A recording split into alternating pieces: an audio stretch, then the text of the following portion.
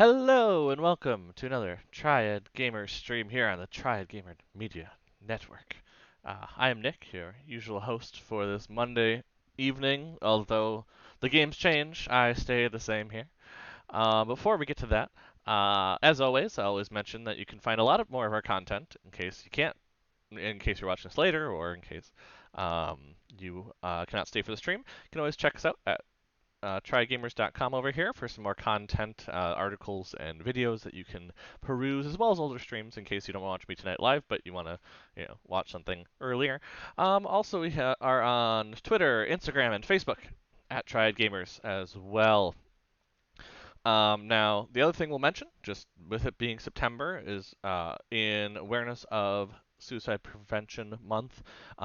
If you have no friend that's feeling that way, reach out to resources. One of our personal, near dear to our heart favorites is the Trevor Project. They do amazing work helping out young LGBTQ individuals who may be feeling the same, and kind of give a nice safe spaces for them to be in and discover. So feel free to check them out. I'll plop that link in chat in case you've seen it before. You've seen me do it before. I'll plop that in there. Feel free to check out their resources, their information, and if you feel compelled to give, feel free. We don't have any particular campaigns or anything to go with, other than just that this is a month of awareness for that. So, on that note, though, tonight I decided just to play some Magic. Haven't really played a ton on stream. It's been mostly Belmont, so I thought, you know what, I'm gonna take over tonight and play some Magic Arena. Now I've been rocking a particular deck to try to climb the ladder, and I would not call this a deck that would climb very high, because that would involve me buying more cards that I just haven't bought.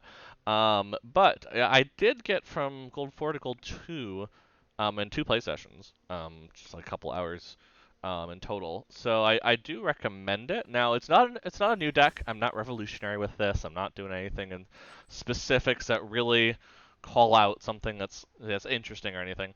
Um, but as you can probably already see on the screen, it is a cycling deck. Now, there was some conversation around the cycling deck of if it's gotten even better, not necessarily with cards that you would play, cast, but in just honestly the flexibility of lands, because we do have a Boros modular, no, not modular, that's a different word, modal double-faced card. So as a result, this is something that actually really helps with the land base because you don't have to play a tap land. And that's the big thing with the Boros, Jeskai Cycling, Jeskai. The big thing with that is that you don't want to play tap lands because you generally are trying to win in the early to mid game. I mean, if you're getting to later game, the reason you've won is probably your opponent's milling you, which we'll probably see tonight because that is very prevalent right now. And in milling, they still let you draw a Zenith Flare and you hit them in the face. I've definitely seen that. I've definitely won off of that. But what I'm going to try to do is I'm going to try and honestly make this a deck that gets me to platinum. I've My highest ranking in constructed is platinum, platinum 3. So I kind of want to get back to it, see if I can get back to it next week before everything resets. Because I believe it was actually last season.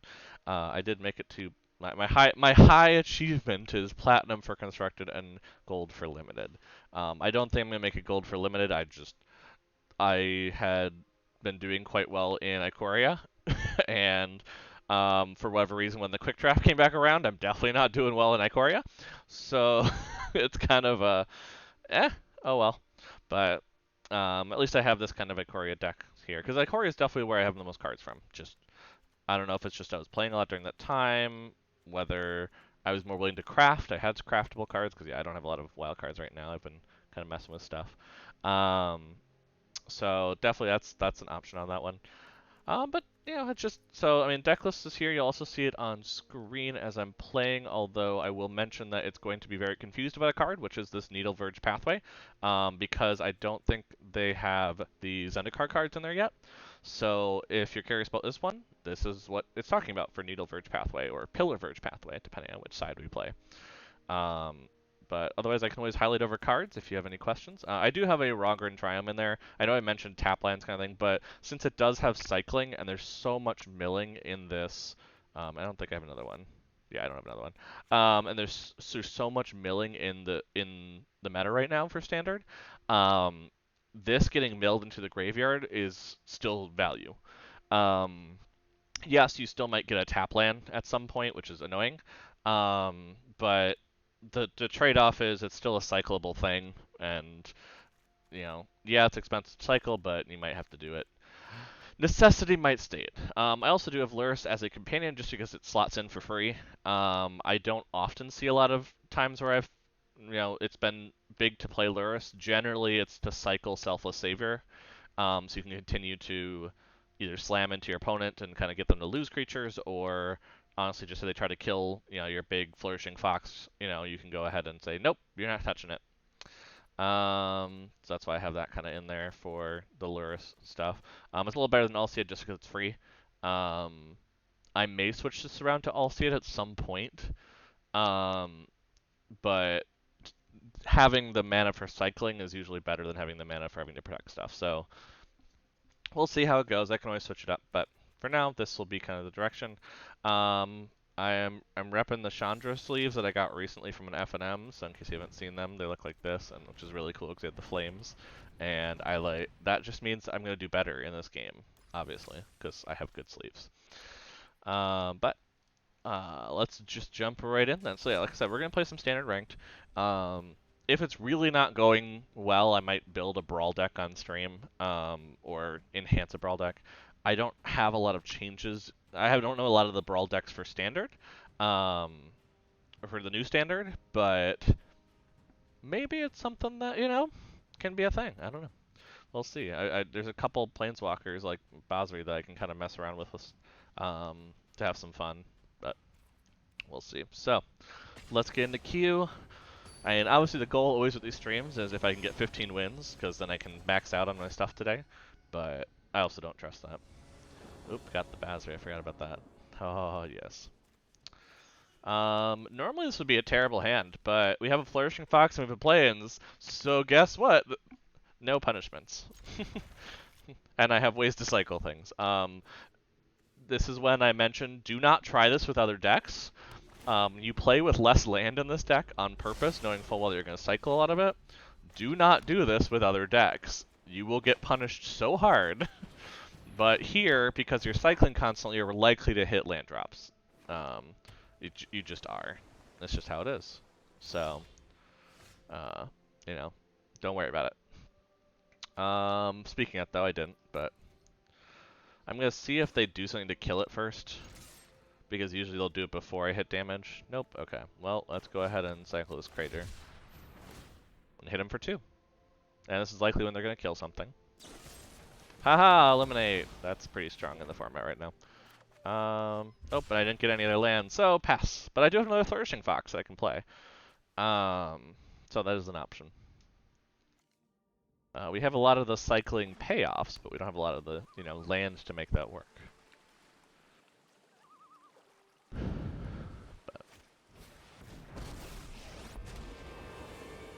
Oh, Mirror Mage. I haven't seen this played much in here yet. So, they didn't kick it, because they didn't have enough mana yet. So they're just going to be scrying, it looks like. We'll throw out a Flourishing Fox again, because I'm not drawing any mana. This is where the punishment comes in, and this is where I've thought about where, because the deck is still fragile, even if you have a Selfless Savior, it might be something where I just take out the Selfless Savior and put in 2 more land. But... Nope, see, no punishment. I knew it.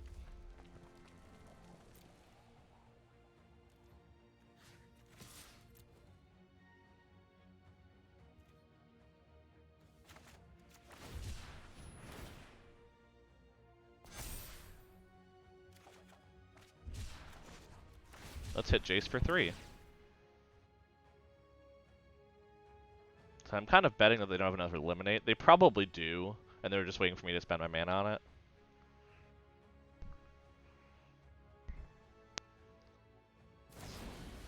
Brazen Borrower, fair enough. Okay. Well, I have to discard a card. Let's go ahead and discard. We probably don't need 3 healers. We can get rid of one of them.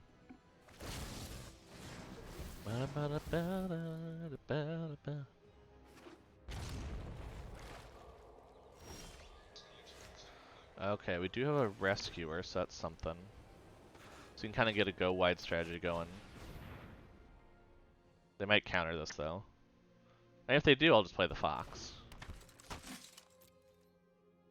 But basically what I'm trying to do is just start establishing a board presence. Because if they try to kill it, like here, I can go ahead and cycle this right now and get a 1-1. But I'm curious what they're playing.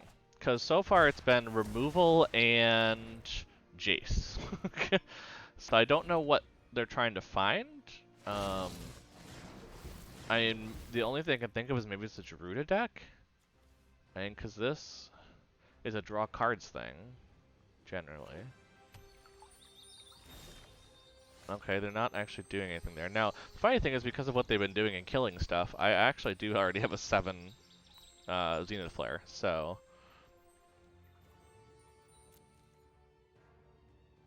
Now the question is, are they going to kill the 1-1? Nope, they're going to let me hit them with it. Yeah! Okay, so we're going to put down the Stinger, because I think the Stinger's better at this point. The Fox is not going to grow quick enough to be a problem. I'd rather start getting in the pings from the Stinger.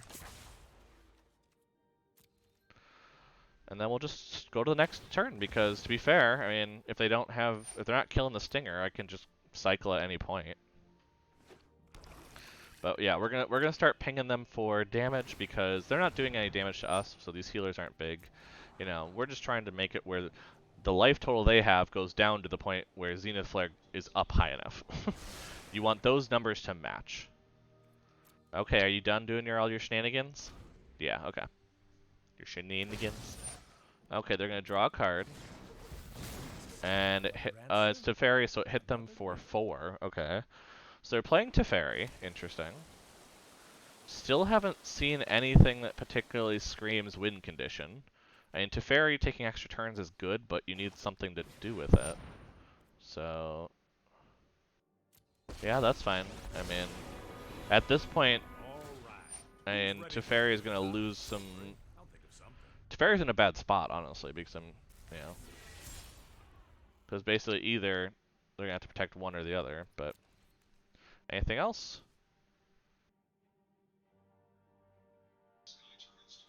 No? Okay, well I'm gonna cycle. Get the Stinger ping on the stack.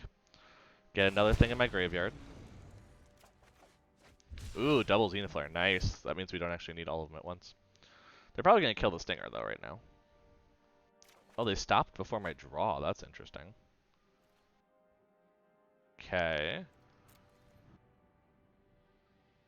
Well, I'm going to attack Jace and because then that way they have to lose one of them.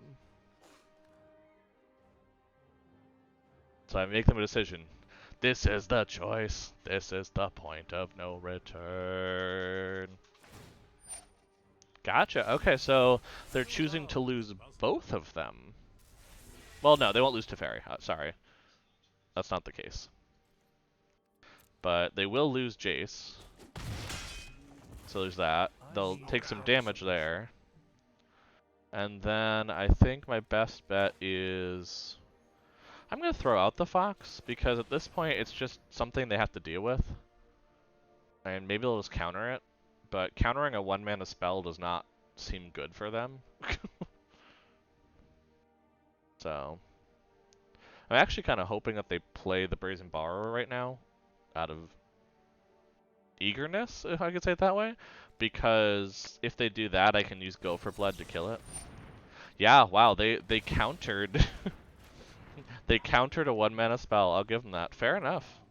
If that's what they feel like doing, I'm not going to stop them, but that's a choice. It's a choice. Well, they're drawing a lot of cards. Like I said, I've only seen Jace, and I've seen a lot of land and a Teferi. So I don't... are they trying to get to... no, it's another Jace, okay. They did it kicked this time. Okay, so they get another Jace. But it's still just like a lot of drawing cards. I've only scratched the surface of Zendikar's mysteries. Well, they put both in the top, so that's a bad sign. They're going to draw one of them, which is going to be something that... Oh, a Shark Typhoon. So they want to make some sharks. Fair. Again, it's just still not doing anything that particularly screams, I'm going to win. Whereas I, with all the cycling, am definitely doing this. And we'll do one more cycle, because we got the mana for it. Like I said, each one is really 2 toward getting them dead.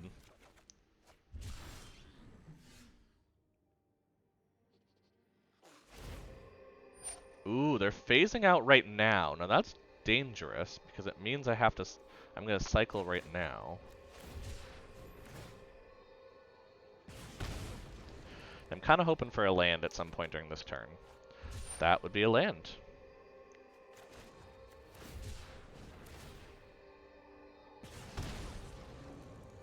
Because I want to get to Zenithflare next turn. They're not really damaging me, so I'm just going to keep cycling. But yeah, I am now in Zenithflare range. And I have 3 Zenithflares, so even if they counter one of them. Now, the only weird part is by doing that, I'm just going to go ahead and attack with the 1/1 and get rid of their Teferi. I mean, that was a choice. But it was an odd choice.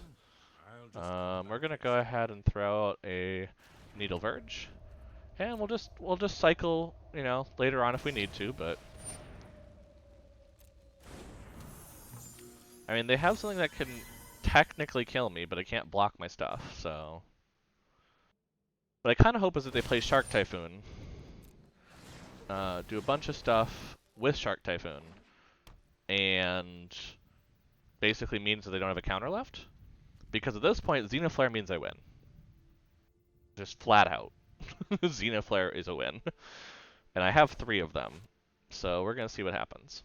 We're going to see what's happening here. But okay, they have another Teferi, which it feels... I guess they didn't have the mana for both, did they? No, they have 5 mana after this. So they couldn't do Shark Typhoon into Teferi, which I think would have been the preferred for them. But...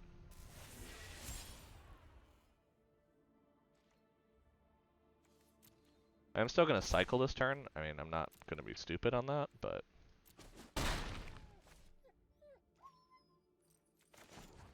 Because, I mean, in case they have some form of life gain, I want to make sure that I can do what I need to do.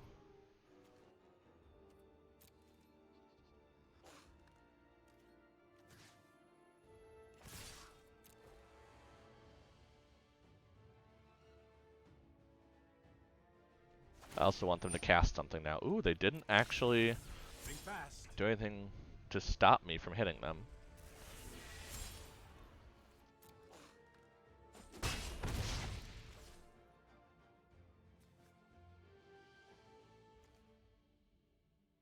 Should we try it? That's the question. Because if we try it and it fails, we're in trouble. Well, let's try it. Then they might think we don't have it. At least we get a counter out of them then. There's the counter. Okay. So we got a counter out, and they didn't have Shark Typhoon yet, which is why it's kind of important to do that now.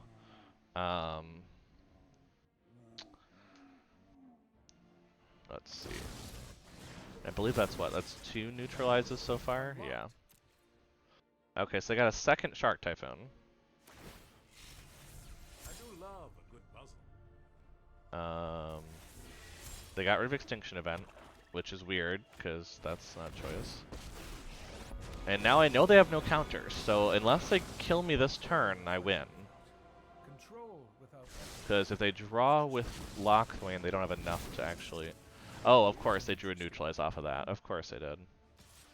Why wouldn't they?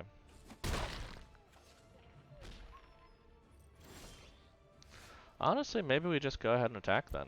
I mean, right now they're not really defending themselves, and they can't stop us from cycling, so... Maybe we just kill them the old-fashioned way. By, you know, killing them.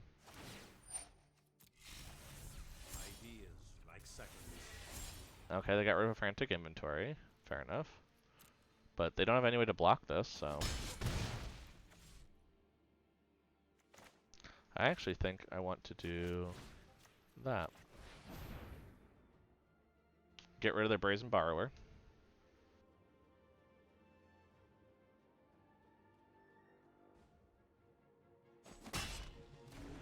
They're not doing damage to me then, they're just milling themselves basically, and I will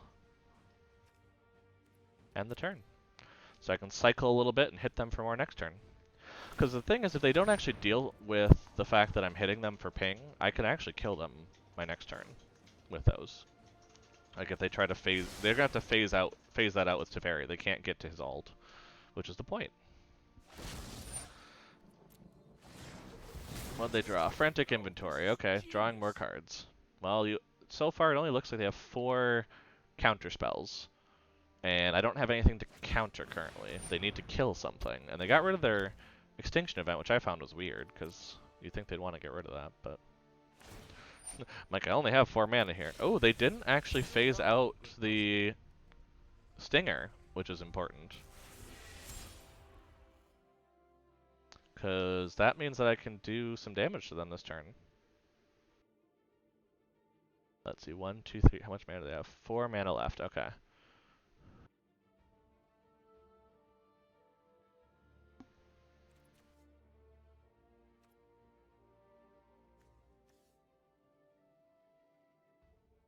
It seems like they're just kind of value for the sake of value, but the only problem with that is that they're not doing anything.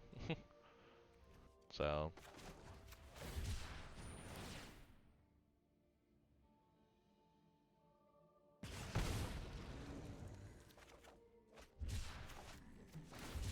they're getting very low.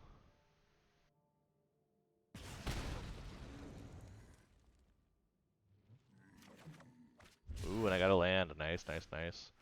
So we're going to put down the land first. We're going to attack with the Stinger.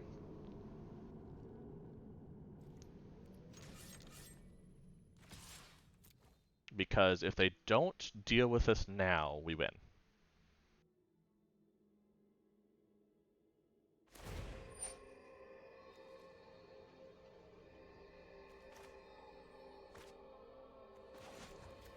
Fair enough.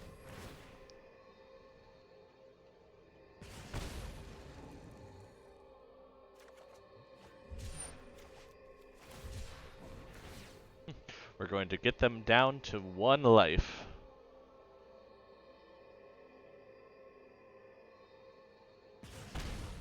So I'm not going to kill them. I am aware of that, but I don't think they're killing me either. They don't have the mana to create a shark big enough for that.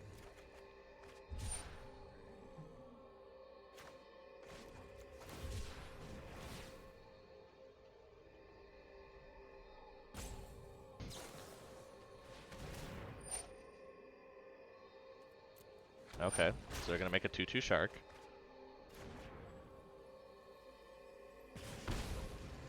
And unless they have some sort of life gain, they're going to die, so...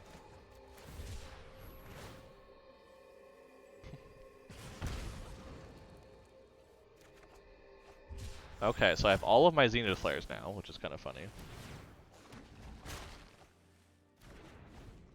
Cool, so they have a bunch of cards. They're at 18. They have to draw something to actually kill me. And currently they're not doing a great job of that. Because once Drana Stinger's back, I cycle it. Otherwise, worst case, do I have a Stinger in here? Not currently, so I should be drawing one soon, actually. Yeah, I have 3 more in there, so... it could be a fact where I just draw another Stinger. You know, throw it down. If they counter that, then I know that they can't counter the other one. So I'll have 6 mana, that's the thing. I will have the ability to do something else first, and then try the Zenith Flare. Because what? Yeah, they have only played... yeah, 2 neutralizes. Okay, they do have a Heartless Act. The Heartless Act I don't think is quick enough, though, to stop me from cycling. So if they do go that route, that's a bad idea. Because the triggers go on the stack despite no matter what. That's the thing. So they have to do it before my untap. Nope, they've lost. They haven't figured out a way to beat me. And this is the problem with this deck, is that counters don't really work against it. Because you don't need the Zenithlar to win. The Zenithlar definitely helps win, but you don't need it to win, so... Okay. When did I kill one of my opponents? Oh, because I did the fight. That's right. That's right. Cool, cool, cool, cool, cool, cool, cool, cool, cool. Well, let's just keep queuing up and getting that mastery. See what's gonna happen.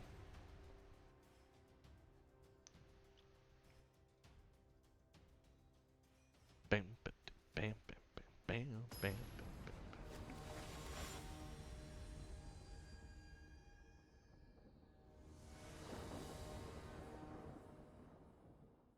Okay, so what do we got? So we're probably gonna play the Triumph first, just to get that down. And we got a Flourishing Fox and some cycles. Yeah, that seems good. So let's throw down the Triumph. They have Lurrus over there, but it looks like this is a sacrifice deck more than anything else. So we're gonna throw down a Mountain. We're gonna throw down the Flourishing Fox, and we're just gonna wait to cycle it. Because in case this is a Rakdos one, and they want to do that whole deal 1 damage to the Fox, I'm guessing it's a mono black sacrifice, but I have no way to make you fully bigger, do I? Nope, because if I do that, you're still gonna die. So we're just gonna let you die. Sorry about it. But at least it goes to my graveyard. Ooh, I wonder if this is the Auras deck. That would be interesting. They're gonna hit me for 1, yeah. And then I'm gonna cycle this. Okay, they have a bunch of Scorpions, so that's how much I've figured out so far. And here's where I get all the land, and the deck doesn't seem nearly as good anymore. But the nice part is I can bring out Lurrus, bring out Flourishing Fox, and start having some fun. They also brought their Lurrus. That's not terrifying at all. Yeah, I think we're going to do this to hide that we have another one, and just do that. Because if we do that, they don't know we have another one.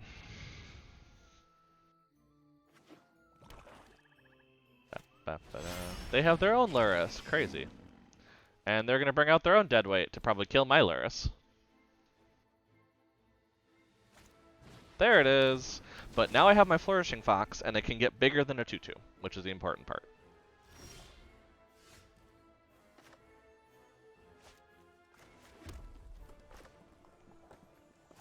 Let's bring out 2 of them, so they both get the benefit.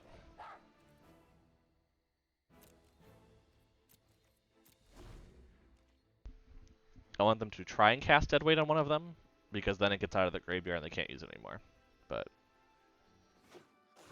which I think they know, and that's why they're kind of waiting to see what I have. Now, I have a bunch of land is what I have, but okay, they're going to sacrifice that, which is going to hit me. Fair enough. Not a fan, but I understand. Because this is one I've actually thought about building, is some way, you know, where you have creatures to sacrifice for value. Fair enough. I mean, the nice part is I can't bring both of them back this turn, but they probably have a bunch more. Ooh, they have Timrit. Fair enough. So they can exile my stuff from my graveyard. That's not good for me. I don't like that. This might not be a good deck matchup, actually. We're gonna see. Well, let's just start cycling and see if we can't, you know, kill them quickly. Nice part is these things aren't creatures that we're cycling right now, so at least, like, they're not gonna exile. Like, they're gonna try and exile things, which is. Okay, I thought they were winning that game, but I'll take the victory, because that gets us pretty close to tier 1. Like how it's like, you've won 100% of the time, and it's like, well, I mean, I haven't played on this computer all the time, which is part of the problem, but generally this deck I've seen have, you know, it's 50%, you know, especially as we're getting up the ladder, so nothing to write home about, but I mean, it's consistent, whether it's consistently tough against certain matchups or consistently easy against others. That's why I like it, because for instance, the way I got to Platinum last time was mono red, Just it's a very consistent deck. You go for it. Oh my gosh, we're going wide this time. Yeah, Rescuer. Now Rescuer's a little weird, and I didn't like Rescuer at first, but I've seen the light on it a little bit. Um, because I was always like, well, you can't cycle on their end step, so they know that you've lost mana. But the fact that you get a 1/1 soldier each time is actually pretty good. I've definitely seen some things where that stalls out the board state, so I can't necessarily call it a bad thing. But okay, we got a Gilded, fair enough.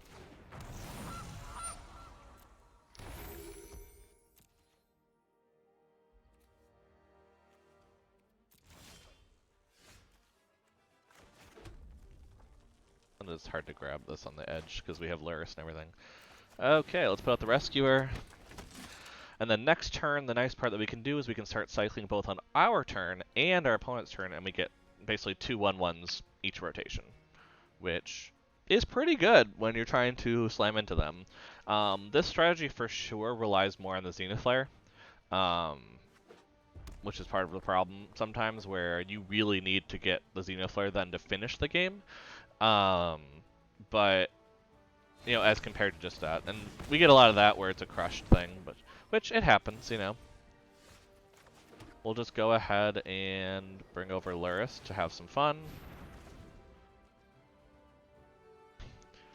They probably have another Bone Crusher, so I mean, playing Luris before we have enough for the Rescuer is probably bad, but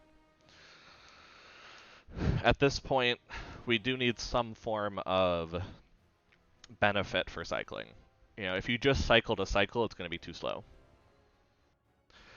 And we also have, we can lose this game and still be 1 game away from tier 1 in gold, so I'm okay kind of letting it be that way. But, you know, we're trying to make the platinum, you know, oof, and that Garruk Harbinger is not going to help my case there. Let's go ahead and, I don't want to play out Luris because I could easily kill it. And that kind of means that they're just going to get through with the Harbinger anyway. It's probably better to wait on that and just bring out the Stinger. And then I'll cycle, get 2 damage on them at least. So if they do get a Harbinger trigger, which if you don't know, basically if they look at the amount of damage they do to a player or Planeswalker, they look at that many cards at the top of the library, they can reveal a creature card or Garruk Planeswalker from among them, put it to their hand, the rest goes on the bottom of the library. So I don't want this to hit me because they're going to find things that are going to annoy me, like, you know, they in this they might have more Bone Crusher they hit, for instance, you know, and I don't like that. Them getting a Planeswalker for sure against my deck is very rough. So that's why I like the new standard, is that there aren't as many Planeswalker focus decks, whereas obviously in the previous standard there was a lot of them due to War of the Spark and everything. Ooh, Lotus Cobra. I have not seen this version of the Lotus Cobra deck, so I'm curious. Now, I know that they're going to hit me, so there's no reason to... Yeah, there's no reason to block with a Stinger. I'll just let them look at the cards this time. I just wanted to get out something to do it. If I can get out the Rescuer next turn there with Luris, that will be still worth the value. I won't be able to get a Soldier out right away, but at least it will threaten them. Oh, they have a Questing Beast. That's not good for me, I'm not going to lie. But the nice part is at least they... Oh, they do have enough mana to do that, don't they? They have enough mana to cast the Questing Beast. At least it's after combat. So, you know, there's something to be said there. Oh, and they can do it without having to use their food. Oh, or they're just going to cast Gargaroth. That works too. Fair enough. I mean, this is going to be a rough game. Because anything more aggro than it, generally this suffers against. So, but we're going to get some cycling in. See what we can do. Ooh, we have our own Valiant Rescuer. Actually, that makes things a whole lot easier, because we can just cast the Rescuer without having to bring out others. So we're going to cast the Rescuer, because the nice part is the Harbinger does not actually have Trample. So I can kind of block that very easily. I am going to go ahead and cycle one thing right now. And we're not going to attack, and we're going to end. And if we can get the healer out next turn, we can actually start getting life back too, which means the Gargaroth damage won't hurt us as much. Now, obviously, if they start making more beasties and things, this is going to be very rough. But we're hoping that they don't. That's the hope. But right now, it's basically a race of how quick can we get the Zenith Flare. Because they sure have some fun cards. Yeah, and that's another reason to get the healer down, is that they're going very... It seems mono green, so I'm actually, except for the Bone Crusher Giant, I don't know if they're just playing it for the Bone Crusher Giant or what, but it's very heavy in green for a... And that's blue. Oh, they just probably did it. Okay.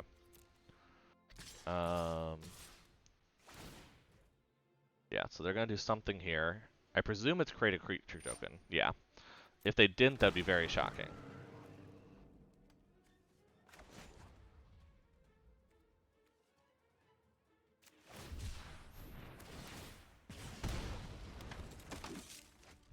And at least now we can block that. We can't block the questing beast, because that can't be blocked by the two things. So we'll take the 10. But at least Harbinger doesn't actually get the hit. But we're probably dead. I'm not going to lie. This is not a good sign. Wait a second. If we don't... If we kill the questing beast now, we have a shot. I think I have to do that to live, so we're going to kill the questing beast. Because then I go up to 11, and I don't die. It's not good, but I don't die. And currently, that's what I'm trying to do.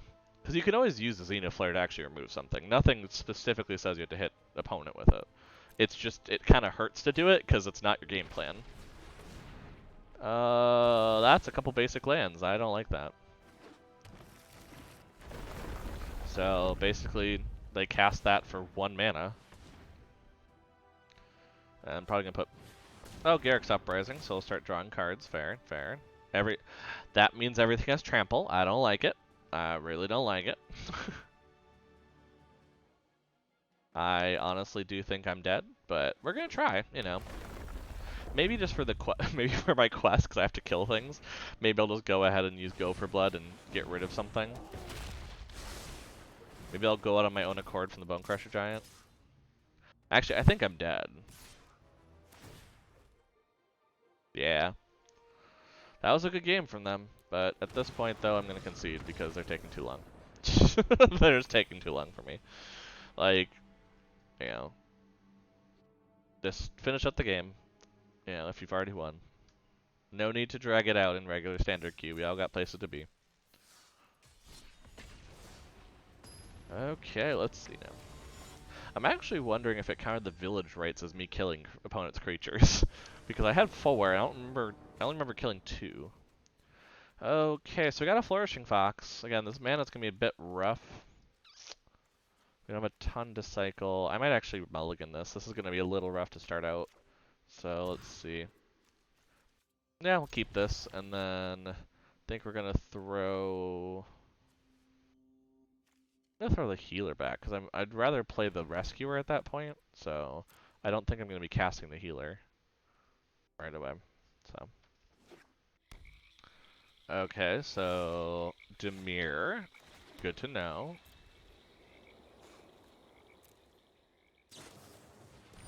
Ah, Dimir Rogue, Mill, gotcha, gotcha.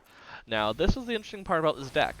I don't mind being milled in this one. I just have to hit a Zenith Flare at some point. Because generally this deck does not run counters, from what I have seen. So, the only thing I have to watch out for is the Zerasan. That is a very terrible play, because they don't actually get the road trigger for attacking. Yeah. So they don't get the attack trigger because they already had the rogue attack. But what this does sound like is... Okay, I don't have anything. Yeah, let's go ahead and just start doing this cycling already. Because I think I need to start doing that. I don't think they're going to interact with our creatures much, so I'm going to play out the Stinger. Yeah. Just start getting some damage on them. Really try to make that a win condition of... Yeah, because they are going to actually have me at 8 cards after this attack. Now the nice part is that I can still kill the Guild Enforcer if I really felt like it. Oh wow, they're playing Brazen Bower. I've seen it, I haven't seen it much, so fair enough. That turns on them. Now I kind of wish I had the healer, but the nice part is if we play this, we can cycle for a soldier and then block the 4-2, and we don't take nearly as much damage. They did get one Zenith Flare from us, though, so that's not good. The good thing, though, is we now can measure our Zenith Flares without having to look through our graveyard. So, I like that. Yeah, we're just going to pass it. I mean, there's no reason for us to get very aggro-y right now and do anything. We're going to basically put out a 1-1 to block the Thieves Guild Enforcer, and yeah, they're doing the heavy mill plan, that's for sure. But yeah, as long as we still have our Zenith Flares, that's the important part. Oh, they're not even... Interesting. They're not even doing it on the bottom. Fair enough. Maybe I'll have to do... I'm going to do it now. Not that it matters. Just in case I try to kill my creature in a second.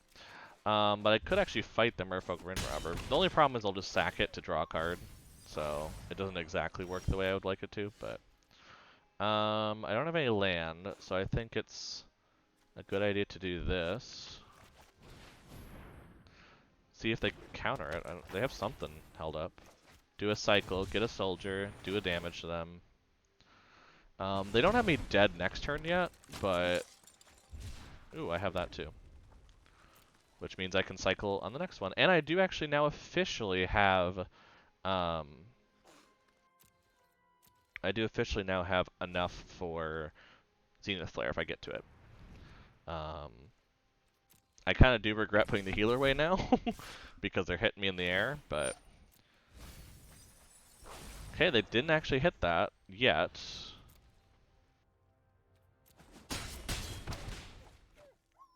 But this is going to be the moment of truth. Do they mill off one of them right now? Oh, they hit one. I should have cycled there. I knew it too. Ugh. Well, let's see. Do I hit one now? I do need to hit one like right now.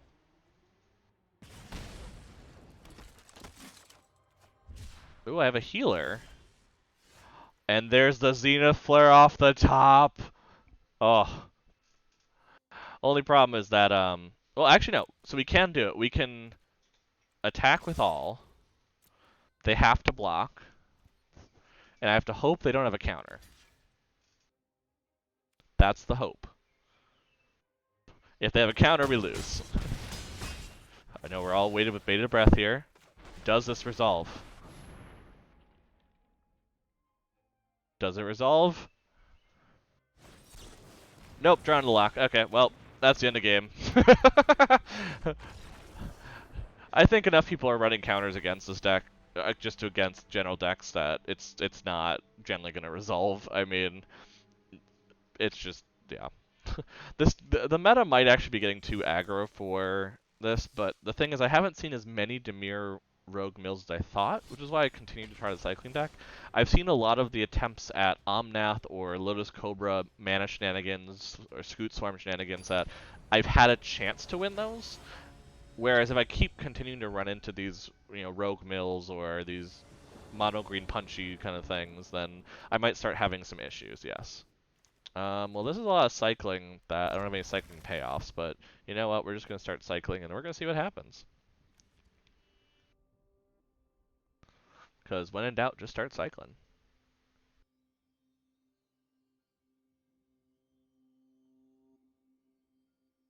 But let's see. Such a cute puppy. Yeah. Throw this out. Give them no indication of what we're playing. For all they know, we're playing a carry. Oh, and then hey, we cycle, by the way. We're getting more land, so that's good. That's good. We can't play Stinger yet, but we're gonna throw out Selfless Savior and make them think we just drew it, because apparently that's just what's gonna happen. And I'll just start hitting them for one if they don't play anything. Because they're probably playing Is It Spells at this point. Okay, Sprite Dragon, fair enough, fair enough. I actually, funny enough, could use Go for Blood on that if I get a mountain at this point. Because that is a dangerous, dangerous thing, but let's see what we get. Ooh, there we go. Needle Verge, nice, perfect timing. Yeah, we're just gonna go ahead and get rid of their thing. Because if we can slow down the spells deck, I think we have a shot. Like, spells is also trying to aggro us out. Because they're looking for something now. See, they're using Opt on main phase, which means that they are looking for something to play. Or we're looking for land. Ooh, they might have an issue with land. Okay, they didn't want to play that tapped, obviously. So, that's a good sign for us, at least. And we'll keep cycling. You know, just keep getting them in our graveyard, getting more stuff. We're getting a ton of planes for whatever reason, so, you know, just keep it up. And now we have a Stinger. And we got it out before they can counter. They don't have enough blue mana, so that's the important part. Yeah, they must have a lot of mountains, because they were very specific in looking for something like a blue. Well, let's be cycling. Every day we're cycling. And we're getting a ton of planes, so, you know, there's that. But we're going to attack with our Stinger.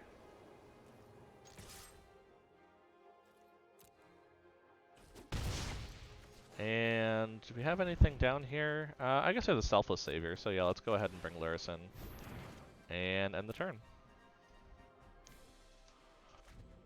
We have the mana, so might as well. They seem to be taking a little bit to get going. Ooh, that's 2 counters now that they've actually played out as land. That's actually kind of important.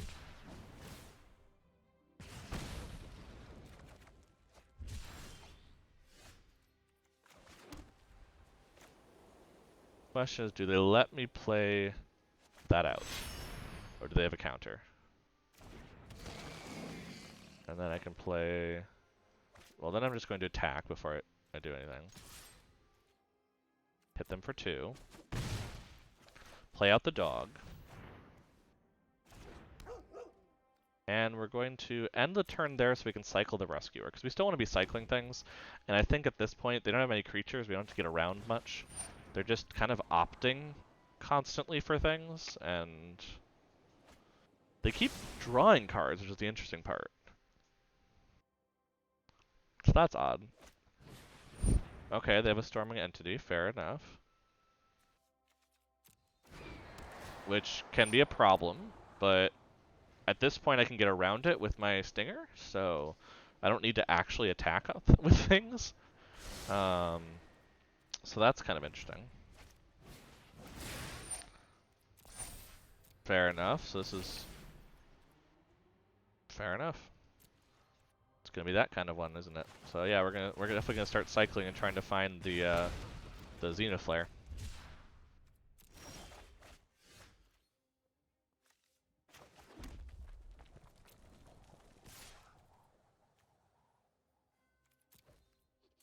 This is gonna get us lifelink, basically.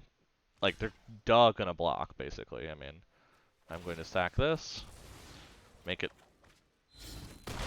I'm going to gain some life, and then going to... Actually, they don't know. I'm gonna play this. And I have another one.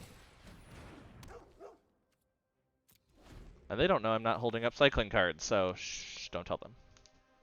Hopefully they're not watching. I doubt it, but yeah, we have a 10% chance now for the Xenoflare, so that's a good sign.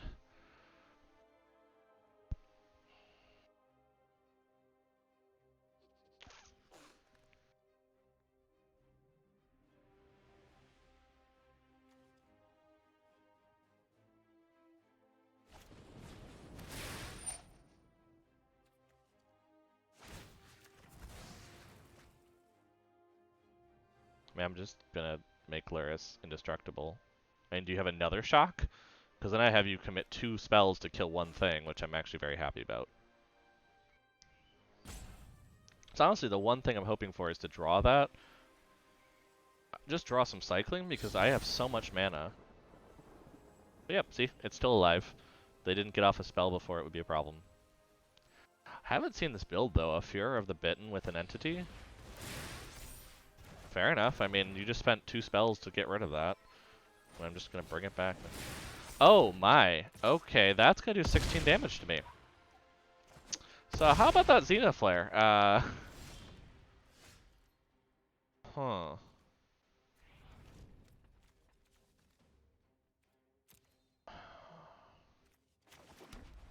So Lurrus is not gonna help us too much. I think we have to cycle the Stinger, which hurts, but because that's not exactly what I was hoping to draw. So we got them down to 8. Can we gain life in any way? Because they're going to kill us next turn. Yeah, we have to just keep cycling and hope that we can beat them. While they don't have the mana.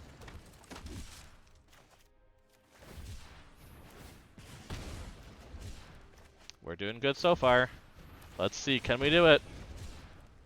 Oh, yeah! And they're not going to have a counter because there's no 1 mana counter in this meta. Yes! What? Oh, okay, I can pay. Oh, there's a... I didn't know there was a counter in this meta. Oh, oh.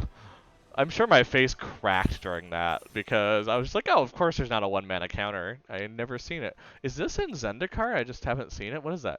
Concerted defense. Countered target non-creature spell unless this counter plays 1 plus additional 1 for each creature in the party. I could see that being good. The only problem is that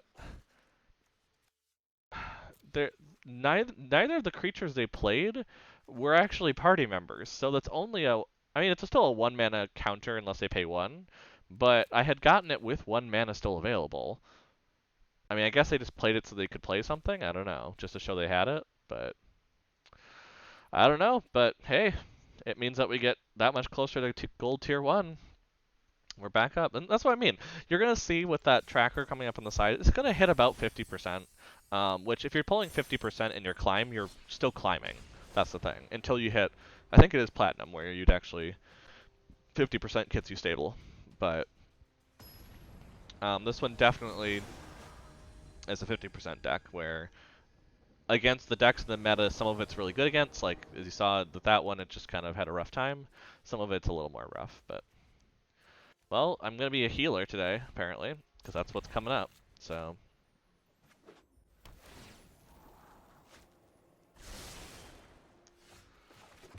And we're just going to, so they don't know what we're doing, who knows what we're playing, we're going to wait to cycle until the end of their turn. Because it doesn't look like they're doing much. So we're going to cycle here. Because that early cycle can make all the difference. My turn. Okay, we're going to go ahead and we're going to put out... We're going to put out actually a Flourishing Fox, because they're not doing much. And if they're going to kill anything, I'd rather they do it on the Flourishing Fox than one of these two. So. Okay, they don't have a tap land, so what are they doing? Uro! Fair enough. So it's a Sultai Uro. I wonder if it's Sultai Ramp, and they're just kind of carrying it over from before? Because I haven't seen any new cards yet. I mean, to be fair, the Sultai Ramp is pretty good. I mean, even with the loss of casualties of war, but they definitely need more things to put in their graveyard for Uro if they're going that route. Interesting. So converted mana cost 2 or less. Okay. Again, they're spending something to kill, so we're gonna go ahead and cycle this then. Gotta go for blood. Never sucks. We're gonna go ahead and we're gonna play a Plains and gonna play a Stinger, and we're just gonna start killing them. I mean, nice part about that is it's a sorcery, so they're not gonna kill it on my turn at least. They can kick it, but at this point I'm only playing things that are converted mana cost 2 or less, so it's actually a pretty good card against me. But at the same point, they are pretty far away from anything that would show something good for them. Florahedron, fair enough. I'm sorry, this is one of my pet cards. I want to make it work in something, but... Oh, they got another one. Okay, well, we're going to go ahead then and cycle this one. And at least hit him for 1. You know, get something out of it. But that also puts the card into the graveyard because it's not exiling it. So that's important, because if it's not exiling it... More stinging.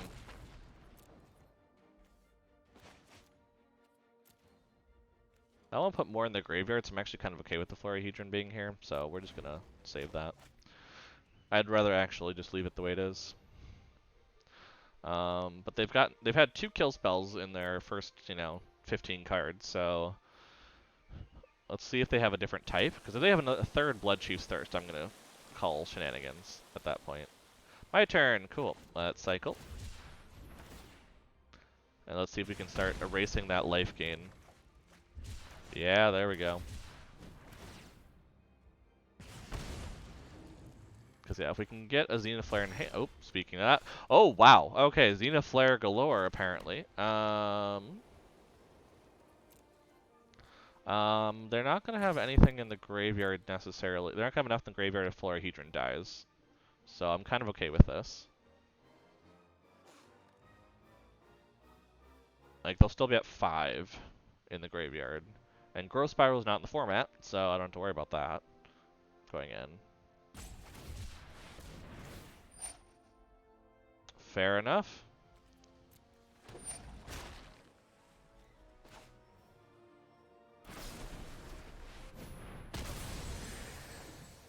Now what? And hit him for 2, and we're going to end the turn. Because we removed their shark problem. So, now, and they still don't have enough in the graveyard because they didn't block with Florahedron. That's what, they should have actually blocked with both, basically, at that point. With making the shark, but because then at least, worst case, they have enough for Uro. And Uro, to be fair, I have to Zenithflare that too, basically, but now I do have Flourishing Fox in here if I feel to go that route. Wow, that is yet another. I don't think I need the healer at this point, so we're gonna put that in the graveyard. Safekeeping for Luris, worst case, in case they have some form of hand attack. Double go for blood, I will take it. 1 more mana though, and we do have enough to bring out Luris in 1 turn. Now they do have enough though for Uro, so yeah, here comes Uro. Now the nice part is if I could get a Selfless Savior, I can block the Uro at least, even if it means I can't, Okay, that's unfortunate, but, we can deal, I think I'm going to play this. And I don't have a great way to actually have them take damage, so I need to remove this Uro. I hate to do this, but I cannot have this Uro still be in play, or I will be in trouble. Just, I will. So, let's see here.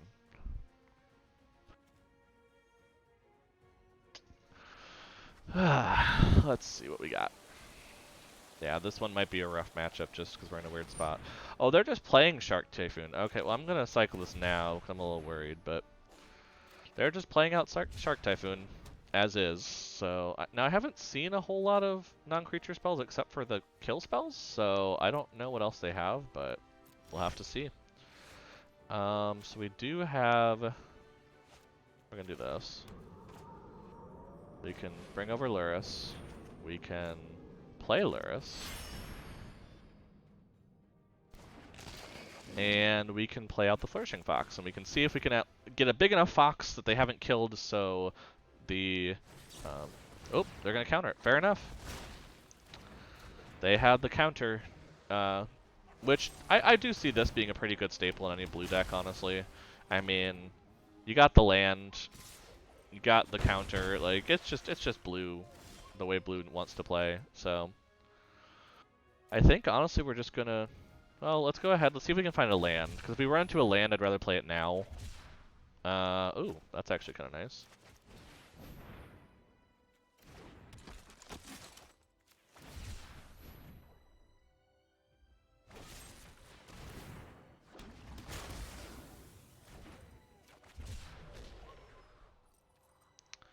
And we'll end the turn there, and we're just hoping to get a Zenithar quick enough before they get an Uro going. Because I have enough life to spare. At this point, I've done 2 Zenithflares. They're not going to kill me very quickly with this, even though they do have 7 on the board. Oh, that will help. A Garrick will definitely help. So we honestly have to hope for just a lot of cycling right now, and so we can kill them flat out. Because they do not actually have a counter right now. We know that they don't have anything in their hand. So we actually are hoping to cycle a lot of things into the graveyard right now.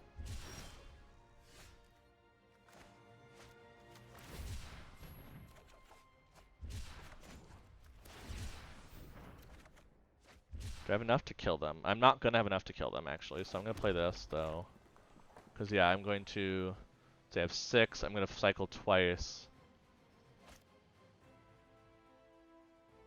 Let's see. Do they kill me this round? 12, 14, 16, 17.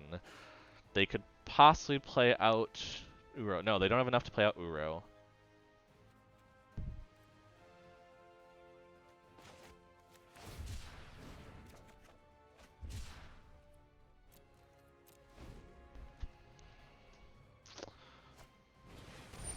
Okay, they have a different Uro. Fair enough.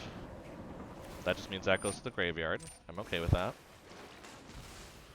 I'm going to hope they don't have another counter. Because if they have another counter, Zenith Flare won't go through. And that's what I'm hoping they don't have that. Yuari, I'm going to guess? Yuari Disruption? Posture check. Oh. Fair enough. I'm not being good about that. To be fair, nobody, you weren't watching, so I was fine for a little bit. Right now, just to catch you up, hun, we're trying to resolve a Zenith Flare here. Which... Now, I do have a plane, so this is okay, but I have to draw a cycling card next turn, and I have to have it cycle 5 times, which we'll see. Now, I don't know why they did that, because I returned it, and then they exiled something from their own hand? I mean, and it didn't kill it, so it didn't actually work for the... I don't know what they were... I don't know if they didn't realize that that wasn't a good combo or something, but... I don't know. Turnabout is flare play... Ow. Ow. Why would you? Okay, cycler. Okay, so we have a cycler. We need to cycle 5 times. So we got 1. We didn't cycle enough. And we're going to die this turn. That's going to happen. Well, wait a second. So if I Zenith Flare now, there's still another one in my deck. I could survive long enough and just get them down to this point. It kind of sucks, but at least it keeps me alive for another turn. Because what, 11, 17, 23... Others casting other Ashiok so they can get more creatures in, I guess. I mean, fair enough. I would have probably been less secure if they actually hit it for a counter, but... So we're alive, and we're flooding in a deck with little to no land, actually. That's actually kind of funny. You still here? What are you talking about, you still here? Oh, is there someone here? Oh, I didn't even realize someone was watching. I'm like, what are you talking about? Someone's here? But yeah, 50% win rate, as I was saying. We're doing about, But I have been actually killing my opponent's creatures, which is funny, because, I haven't been doing much. So I am getting toward this, this one. But we'll just keep going, because I'm still sitting at tier 2 gold. It's not like I'm losing any rank so far with this deck. I'm just, it's basically when you're gambling and it's like, okay, well... I started with $10, I have $12. I haven't really lost anything, but I haven't necessarily won much, Yeah, saw them in chat, want to say hi, they've been super nice on Twitter. Oh, fair enough. Well, thanks for being super nice to Belmont, because I know sometimes he gets sassy. But yeah, no, I hadn't even checked who's in chat, I just kind of was like, oh, just, playing the usual.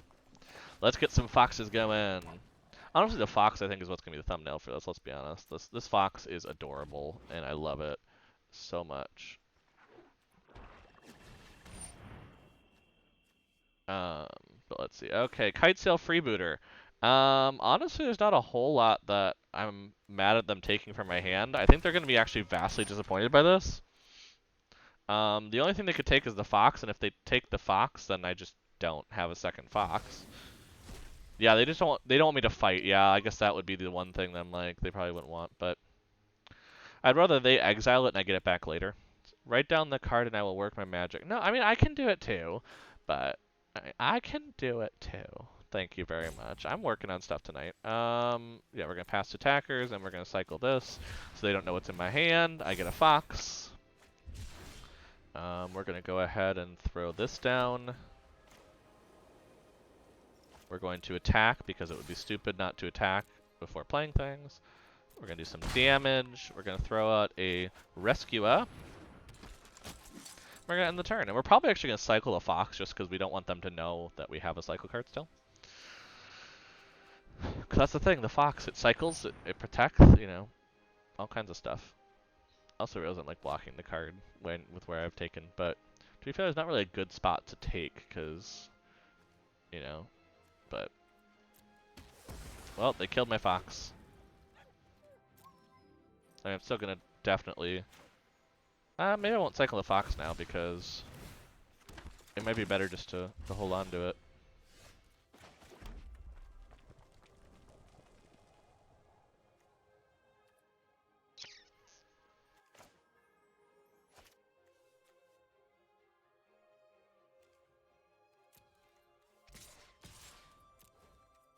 Let's see if they trade with the rescuer. They did. Fair enough. I'll take it. Means I get my go for blood back. I play a fox. And I can cycle with said fox in a little bit. Cycle. Ooh, Timret. Timret's not great again. Or it is amazing against my deck. It's not great for me. And so I'm probably going to actually get it where I can kill Timret here in a little bit.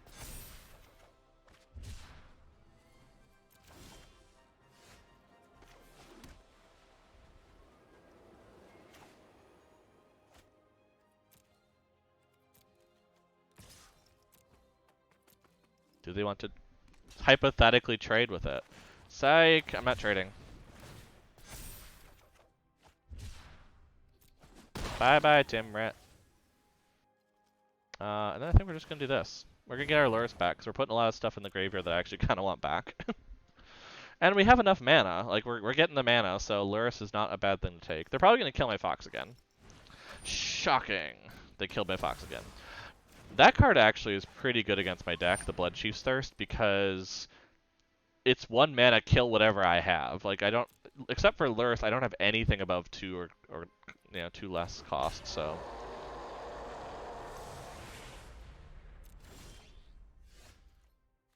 Gonna play Montana. We're gonna play. Actually, I don't need to play the Lurrus right now. We have another fox. So, I mean, what's the point? If I play this out, you know, I don't have to right now. Yeah, I'd rather grow the fox. Well, I'll still play it out. I don't think it's a problem, but. Oh, that tapped really badly, didn't it? Cancel. We're going to start taking things out of my graveyard. He's going to start exiling otherwise, and I'm a little worried about that. So, I'd rather take things out, make them have to kill it, and not use their mana to exile my stuff. See, because now they use 2 of their mana to that instead of exiling things, which means that I then can do this.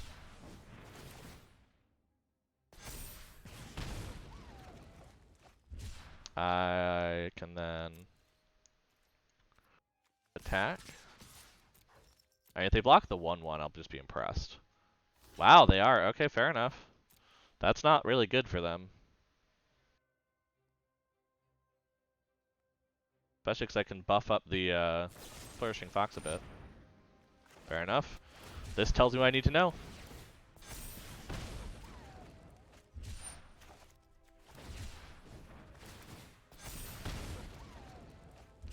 Let's just... Actually, let's save that. At this point, I have enough for the Zenith Flare either way, and I can just kill their Timeret now. And that way they can't exile anything, which means that I still get my beautiful, beautiful Zenith Flare amount. Unless they have yet another Timeret, which they could. They've only had 2 so far. They've had 2 Timerets, 2 Blood Chiefs, 2 Drags, 1 Kite Sail. Okay, they're going to kill that. That's fine. The important part is I know that they can't gain life right now. So we're just going to start cycling, and we're just going to have some fun with that.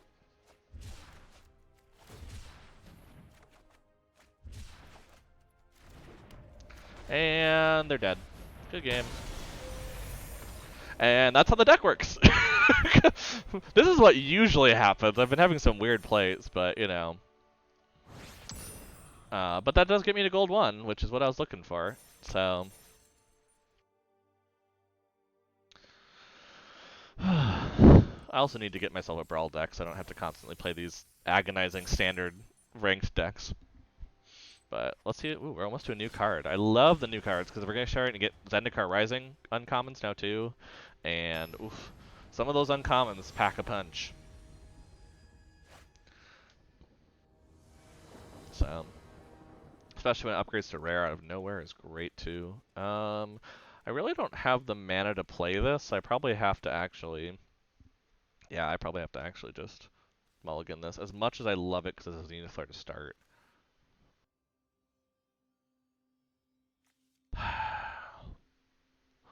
But then I'm second guessing. I'm like, but I have the Savior. I have the Luris I can always play later. Screw it, keep it. We're going to go for the Zenithar win. This deck allows me to make bad judgments, and I'm okay with that. Now, if I do get a white mana right away, if I'm on the draw or something, then that's a possibility at least to do something. Oh, I have a kitty circling me. Uh-oh. Uh-oh. I have a kitty circling. Is it kitty snuggle time? Is it that time of the day now? Well, my opponent is mulliganing and taking a bit, so that's fair. A flourishing fox, which is not... Oh, Mister! Ah! I'm being attacked by a cat. I'm being attacked by a cat. Okay. Next, an end turn. Hi there, mister. Are you going to join me now? Are we going to play some fun games? Yeah. Ooh, the Aura's deck. Okay, mister, you need to figure out where you're sitting. Okay, there you go.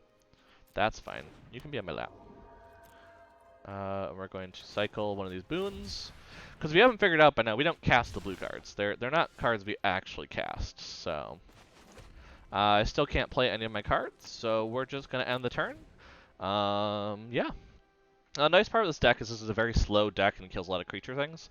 I haven't seen it be big. It's a lot of small death touchers, so if that's the case, then we'll actually be able to just make it through this. Now, yes, they're going to be life linking, which is a little annoying, but the annoying part is they probably have the cards where they could actually kill a lot of my stuff and then gain a card out of it. So that's why it's almost nicer not to have something like that. I mean, I'd like the Flourishing Fox at some point, but it doesn't seem like we're getting that, so... And have I put anything in here I can play? Not really, so... But we're just getting a little screwed on the plane, or on the white mana, so... But I can still keep cycling, and they're only doing 2 damage to me a turn, so that's something. And I do have the healer, so I could actually put the healer out at some point to lure out one of their, you know, small things and go that route. Let's do Startling Development. And Gold for Blood would actually be pretty good here. So let's just do the Rescuer. I don't think we're getting the Rescuer out at this point. Oh, there's a Plains. Thank you. Now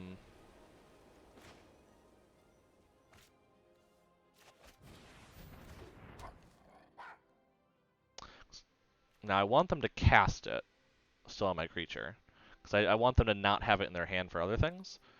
So I am going to go ahead and just next turn it. Because if they play the Mire's Grasp, I want to go ahead and make sure, because they're kind of getting screwed on mana themselves. We kind of had this nice matchup of that. So, let's see. Oh yeah, that's right. I need to clear out the posture check thing from Belmont. That's right. I have completed that. There we go. That is a ram through. That means it's dead either way, doesn't it? So yeah. Okay, fair enough. I did not expect this deck to play ram through. I will be honest. Now, the nice part is I'm going to keep healer and actually play healer, I think. So we're going to cycle this.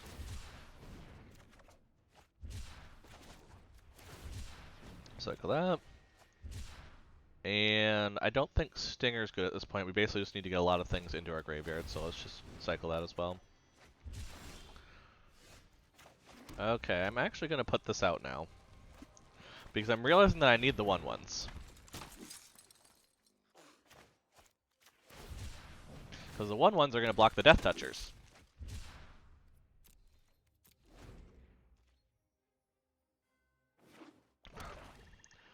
And that's the important part, because they can ram through the Rescuer, but then they can't actually attack. Fair enough, I cycle. And this will slow them down, because they now just can't all-out attack me. And I'm getting closer and closer with Zenith Flares to actually doing things. I mean, I'm going to do this, and I'm going to do this. Duh. Like, I get so much off of that. Oh, and they have, oh, but they have an ooze. That's not good. That's not good. I hate to do this because I'm going to use a Zenith Flare, but I'm going to Zenith Flare the Scavenging Ooze. Just to gain the life. We're gonna put out a Fox. I don't have anything to cycle right now, but we're gonna put out a Fox. Because if they kill it, I'm just gonna get it out of the graveyard. Oh, they have their own Luris. That's not good, because that means they can get their ooze back.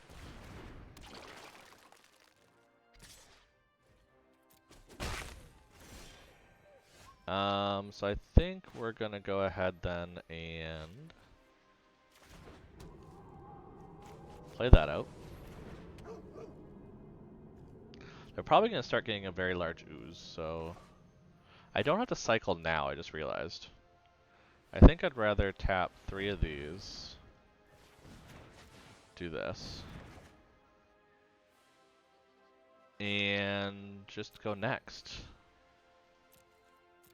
Because that forces them to spend their green on the ooze, which I think might help me.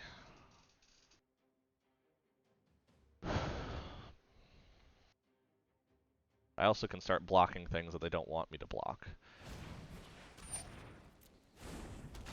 And use the Luris to start bringing Savior back.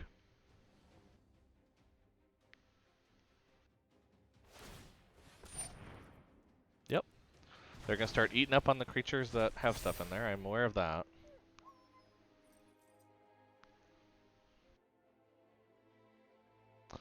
Now I have to be very, very good with the cycling here.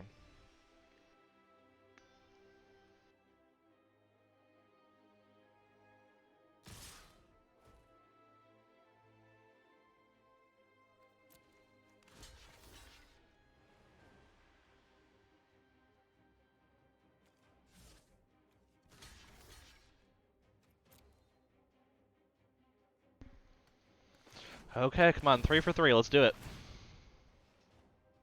I mean, right now I could also use Selfless Savior to kill it, but it'd be nice if I didn't have to.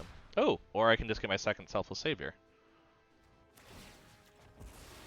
Oh, I should have blocked something. Oh, crap, that was stupid. That was a little stupid, but we now know.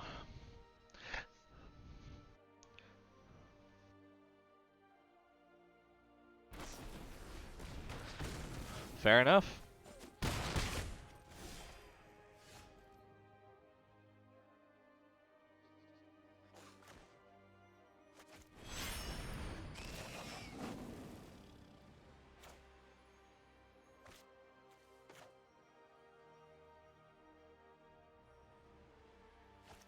I think I actually want to bring out the Stinger.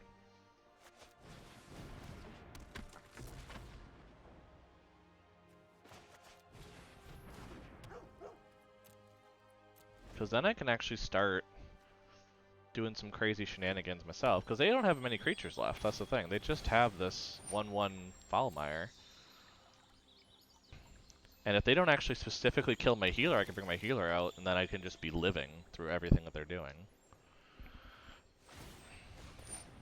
Okay, they're gonna eat the Flourishing Fox, which to be fair, I'm not going for, so I'm actually kind of okay with that.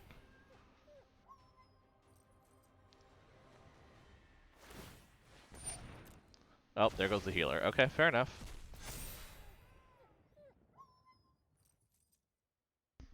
Now, if I can kill the Lurrus, I feel fine doing a Zenith Flare onto the Ooze. But I need to be able to kill the Lurrus. And so they need to attack with it. Specifically.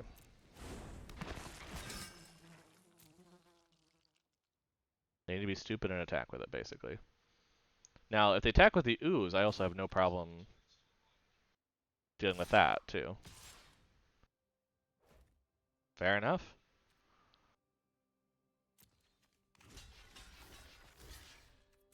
Because they probably don't expect me to actually block like this, and they have no way to deal with it, and that Ooze is dead. And I'm going to kill the Lurrus next turn. Now, they probably have more Lurruses in their deck. I'm full aware of this, but... yeah. I'm serious.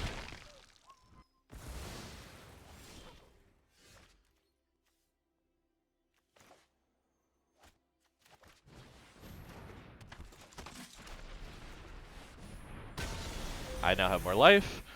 They're back to just the 1/1s, and we're kind of at the same ground level right now, which is the point. And they have another Lurrus, which is what I was afraid of, because they're going to play the Ooze again.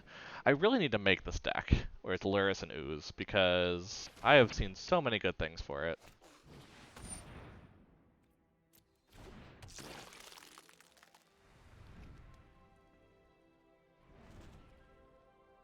Because at this point, they're just eating my cards. Which is a very good strategy against my deck, because I can't really do anything. And they just keep gaining life, too. Why are they eating the Lurrus? I have no way to get that back. That's odd, but okay.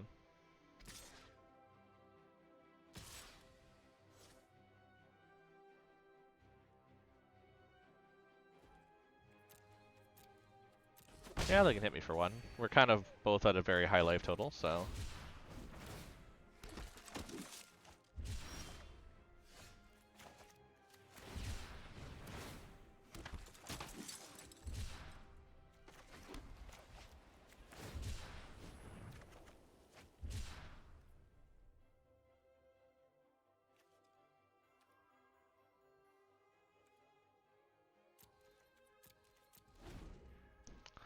the problem is they're going to keep chomping, and I think I have no way to win this. But at least I can get some stuff for my quest, maybe? Actually, to be fair, if they just keep chomping on stuff, I might just go. I mean... what do I still have? Yeah, I'm down to 12 on Zenith Flare. They're at 33 life. I don't think there's a way to win this because I'm drawing cards quicker than them.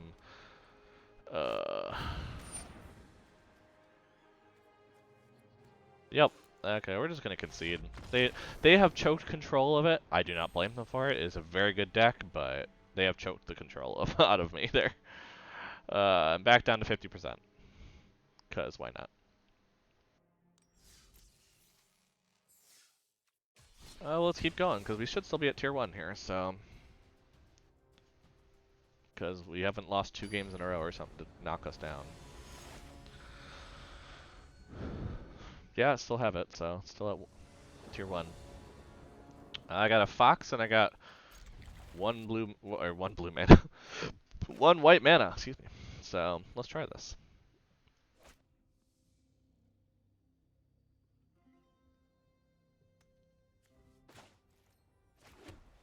Flourishing Fox on the play too, which is just nice because we get another land next turn. We can start cycling right away and start doing some serious damage. We don't, but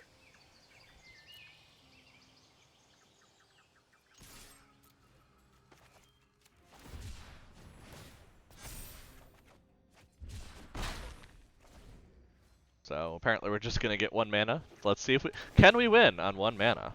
The quest to see. There's another mana. Let's see this Flourishing Fox get a little bit out of control, shall we?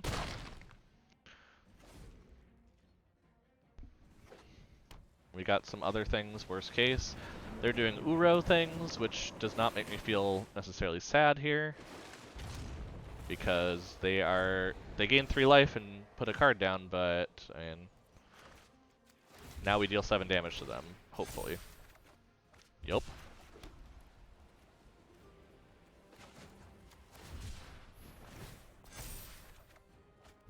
Ooh, we have another land now.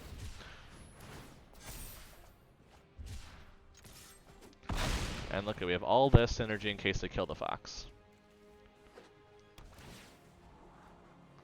Which they could. They officially now have black mana, so spells to kill my fox is possible. Yep, there's the Blood Chief. That seems to be a staple at this point. We're going to play a play-ins. I think we're just going to throw the Stinger out, actually. At this point, it's just better to try and... then, yeah, we're just going to start getting the foxes all set on that, I think.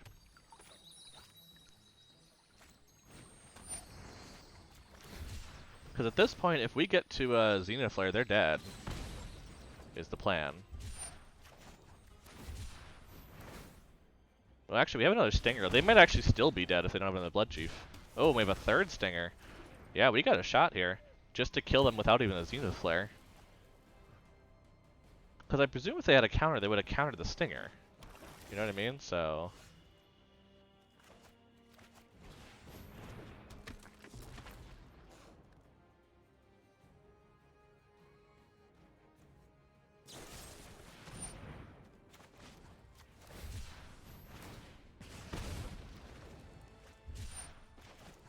and I have my fourth Stinger, so this is actually a thing I can continue to do at this point. But again, if we get to one of our Zenith Flares, which is, you know, 10% chance again.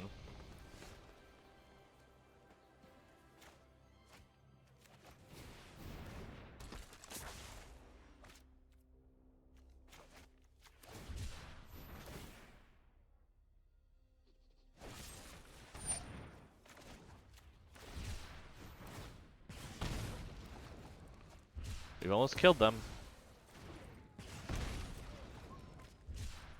Let's throw that out for some extra land. Yeah, but one Zenith Flare, if they don't have a counter, they're dead. They've had a lot of kill spells, I'll give them that. They got the Uru out, which means they're starting to get some life, but I don't know if that's enough for a Zenith at this point. Because, I mean, we have so many cards cycle into our graveyard. Ooh, they have Nissa, though. I haven't seen Nissa played before. May have it become a 3/3. Okay, so it's very similar to the other one, but it's only till end of turn, which means it actually... Ooh, Crawling Barons in this deck, too. Fun. We're going to throw out another Stinger. Actually... yeah, no, we should throw out another Stinger. And try to get one closer to... and we actually can go ahead and throw out this, too. Do we get greedy? No, we don't get greedy.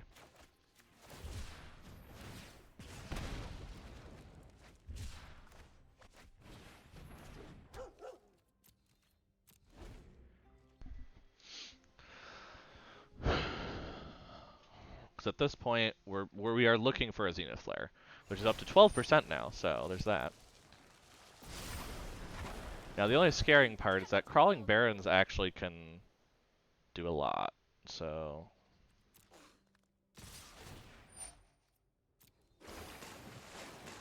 it does not have, you know... now, if I save it here, how much do I take? I can take 5 damage from this. Wait, no, they have... no, that can take up to 7. Okay, so... pass to blockers, block with both, block... because then if they... I'm only taking 6 at maximum, that's the thing. That's what I was trying to make sure that I'm like, yep. I want them to pump it here. Because it doesn't matter if they do. Well, first I'm going to oh, actually I'm going to cycle the healer. I don't think I'm healing here. Do 1 extra damage to them. Make sure that they're still staying in Zenith Flare range. And then we're going to sack you. Make you indestructible. Take 6. My turn. They stopped me to kill this early, I guess?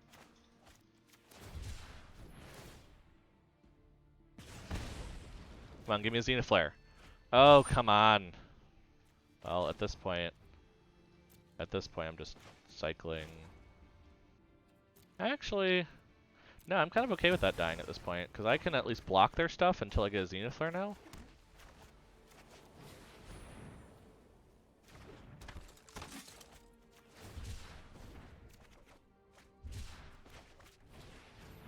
Oh, it wasn't the first time. I should have waited on that. Crap. I forget when I cycle before it, it counts. But now at least we have a way to block the crawling barons. But we do need a Zenith Flare at this point. We are officially at the point where we need that Zenith Flare to actually win the game. Okay. We have to do this to at least block Uro. At least we need to block Uro. Like, even if Crawling Barons is something that is going to hit me, they can only pump up to 7 though now, which is nice. But I need to block the Uro. Otherwise I'm dead. So they're going to pump it for sure. Oh, they didn't. Okay.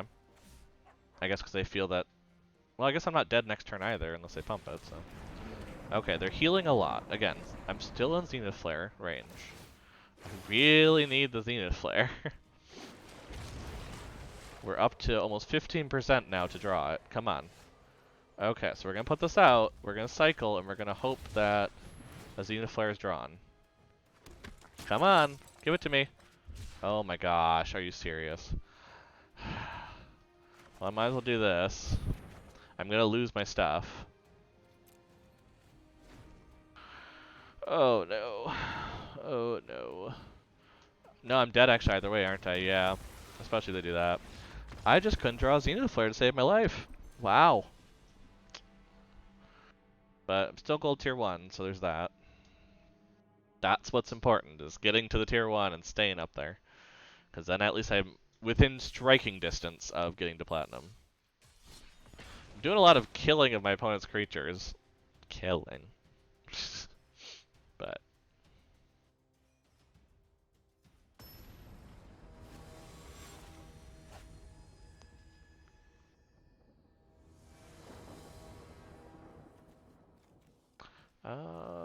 this one, Valiant Rescuer, I have some cycling. Yeah, why not? Let's get some soldiers going.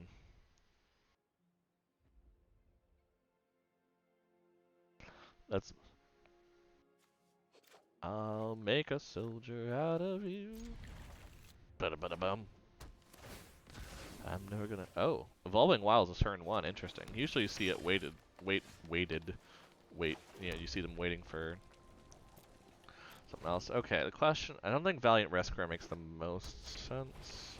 Ah, Lowe's Cobra. Yep, no, that makes the most sense to do Valiant Rescuer. I need to start going wide in case of a Scoot Swarm or something.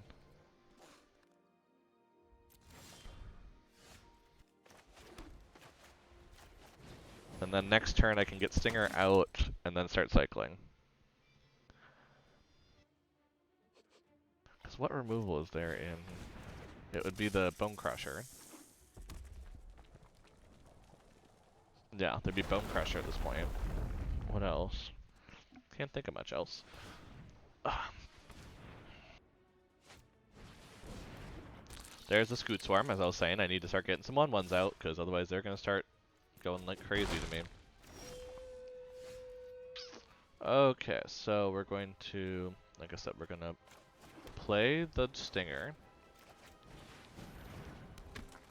And then we're going to make them think I don't have anything else to cycle. And of course I couldn't have a soldier. How else? How would I get a soldier? I mean, oh geez, that's double Scoot Swarm. That's something. Not gonna lie, that is something. But yeah, we're gonna go ahead. Now they don't have another land to play, so they're actually getting a little screwed in land. So that's good for me. I'm getting my land, so that's better for me. Let's actually play the Fox. Seems bizarre, but no attacks. We're going to cycle one thing, so we get one soldier out of it. And we're going to end the turn, because the rest of it can be cycled on the next turn. It's just more of a... We need to start getting soldiers slowly. Okay, so I have a third Scoot Swarm. Still no land. Which I'm very okay with.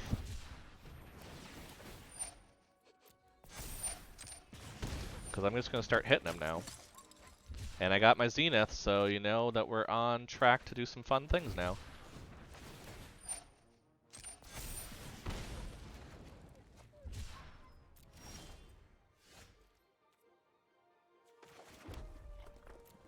We're We're gonna attack with the Flourishing Fox for sure.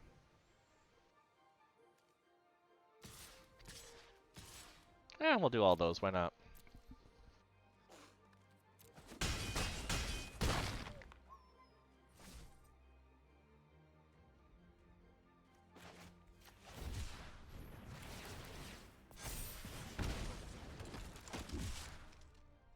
And we'll end the turn there. So we have a couple things to cycle now. We can get them down to basically a level where they're going to die by this very small, but, you know. Now that does not... That can be blocked by the Valiant Rescuer, actually, I just realized. Oop. Fair enough, the Hellhound. They just want to get blockers up. Fair, fair. The only problem is that blockers does not matter when I can hit you with a stinger to the face.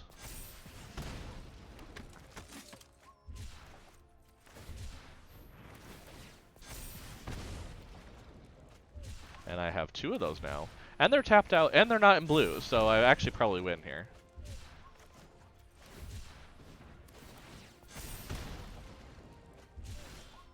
Cool, I'm going to play this out, and we're going to try it. Good game. Done. Win rate 50%. As I said, we keep winning one, losing one, or in this case, losing one, winning one. But see, we're still moving up, though. That's the important part, is that as long as you have a deck that continues you to move up, you're good. Now, I'll eventually need a better deck when I get to higher ranks if I'm going to actually try to climb past Platinum. But what'd we get? Ooh, a Mad Ratter. I actually don't know if I have 4 of those yet or not, so let's find out. Mad Ratter. No, that was my 4th Mad Ratter. Awesome. Filling out collections. That's the important part. Playing that prize. Um, I will mention, obviously, to viewers in case you're curious, because last time you saw me doing it, I will probably eventually get the Mastery Pass. Like, I just probably will. But basically, I usually try to see, because, you know, if something comes up where I can't actually play as much Magic the Gathering for some reason, I don't want to get the Mastery Pass and be stuck without all these rewards that, you know, come down the line. Especially because this one is quite long. This one goes to to 130, where the last one went to 110 for Corset. So I'm kind of at the point of like, I don't know if I want to for sure invest in that. Um, and obviously, there's a lot of gems at the end if you make it, so you can get a lot back at that point. There's the emotes, obviously, and things. That's fun. You know, the new elementals never hurt. You know, I do like this Tazim elemental. I do like the card back with Lithiform Engine. You know, all that stuff. I like it. You know, especially having pictures to emote is gonna be fun too. But I mean, if I'm not actually getting the levels that I need for it, there's not a huge thing, especially because right now almost every level is having an actual reward because of rotation rewards. So I'm not in any rush to do anything right now. Like for instance, the next 9 levels for me gets me something even without all this. It is nice that it basically buys you a draft token, so that's part of the cost right there, and I have one up there already um, from the store. Basically, there's one for 9,000, so it's cheaper than usual. But you know, obviously the idea eventually is that I probably will get this down here. It's just not, it's not a priority for me unless like I for sure get to a reward that I'm like, yeah, that would be awesome. Which just have not, I've not seen one that I'm like, yeah, I have to have it if I hit to that point. But there might be one of these styles or something that eventually I'm like, yeah, I do actually really want that style. All the other stuff comes with it. I mean, the Shadiri Seltzer one looks pretty cool. Oop, I know, I know. There's also the option of like I could buy the upper one if I'm really having trouble to get that last like 10 levels or something, but buying that now is I mean, it's not like it makes any big difference, but buying it then when I don't know I have stuff is probably better on that. I don't want to buy it, thank you. Like, wouldn't let me click out for a second. But let's keep going with this cycling deck, and probably after this one I'll take a short break. Just make sure to keep hydrated and stretch and do all that fun stuff.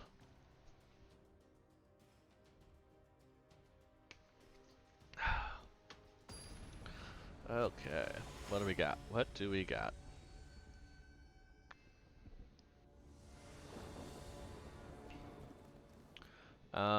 Yeah, I'll keep it. I mean, the Triumph's gonna be a little slow, but I'm actually kind of okay with that.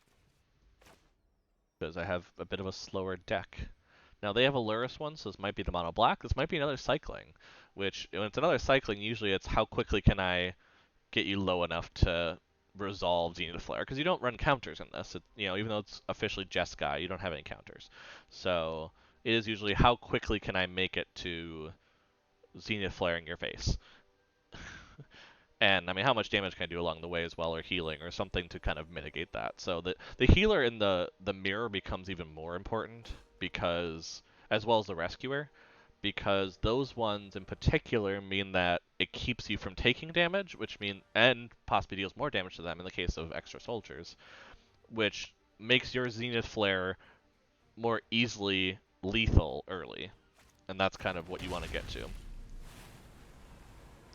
So I'm going to have it where I can do Flourishing Fox into immediate cycle, um, which is kind of the point. I'm curious what they have. I would presume this is a cycling deck, especially because they have Ikoria lands. Ooh, but they didn't have a starting play, so that's something. So I think we're going to go, we just have a lot of white at this point, so we're going to go ahead, throw out the Fox, and end the turn there. And we can cycle on their end step. There's no reason to cycle on our main phase until we have Valiant Rescuer. So we can kind of do that in a second. They keep hovering over their Luris, which is very odd. I'm noticing that. Fair enough. I also have a Rescuer, and I would like to get another land for it. Very nice. Very, very nice. And I have a Zenith Flare in hand, so that's always a good start. I don't want to attack because they can chump with their Valiant Rescuer. I only have one card to cycle, so it's not like I could cycle, for instance, something that would make a difference here. The nice part is that unless they're doing an odd cycling deck, I can predict what they have. It's not a shock, it's like, and they wouldn't be running shock. That's the nice part, so I don't need to keep more than one healer, for instance. I'm not expecting removal happening. It's more who can get their pieces out quickly and get to their Zenith Flare in time. That was an odd choice. I'm not exactly sure why they did that. They might be new to this deck. I've seen that before where people play this deck and not realize like how the mirror works. Because I'm just going to chump with a soldier here, which should kill it, or they're going to have something to save it, like a protection. But like, either way, I only just lose a soldier. That's an odd choice. Especially because I can come back with Fox next turn. Okay, so Raking Claws just means they spent 2 mana on something that just killed my soldier still. I'm like, about that. I think a Stinger's going to be good in this matchup, so we're going to go ahead and do this. And we're going to cycle now just in case we get a land. We got a land, and then we're going to go ahead and attack with a Flourishing Fox. Because that's probably going to do 4 damage to them unless they block with the soldier, which in that case I'm even further ahead than I thought. Because now they can't actually damage me. I've gotten to the point where I can cycle, I can get these soldiers out. And this is where the mirror becomes very much of a who can resolve what first, and who can get more mana first, and who can, all of that. But yeah, see, they're just going to lose a soldier, which I'm fine with. That's pretty good for me, because I am officially a couple soldiers ahead of them now. Which means I can start actually attacking with my soldiers and not feel like there's a problem. They might try to get their Luris going actually now. It wouldn't shock me if they did, but it's also kind of weird at this point. So they're cycling. Okay, they're cycling now, which makes sense. They need to get their 1/1. I mean, they have cycled more than me, I think, from record. Yeah, they have officially cycled more than me. So there is that, but at the same time, I also am starting to damage them. So that's where that timer starts ticking for them to actually be able to do what they need. I also could put out a healer, which will really get me far ahead. Even if they have a Luris, it's not going to do a whole lot for them. So... Wow, okay. I've not actually seen someone do something like that, so I think we're going to cycle right now then. Get the 1/1.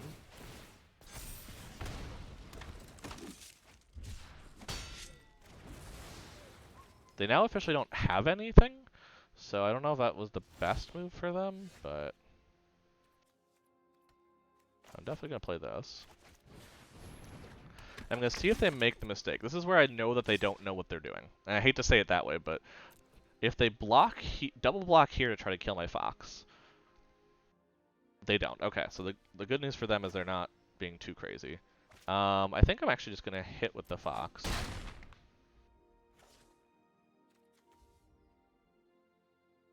And I've already cycled this turn. I have not cycled this turn, actually, so I should just cycle the healer, to be honest. Get my soldier. I actually should have cycled on the attack there then, but my burn was like, no, don't do that. You might need it for something else. And I'm like, no, I didn't have the land that I thought I might have. But I do have them down to 12 already, which means we're only 6 cards away or some attack away from actually.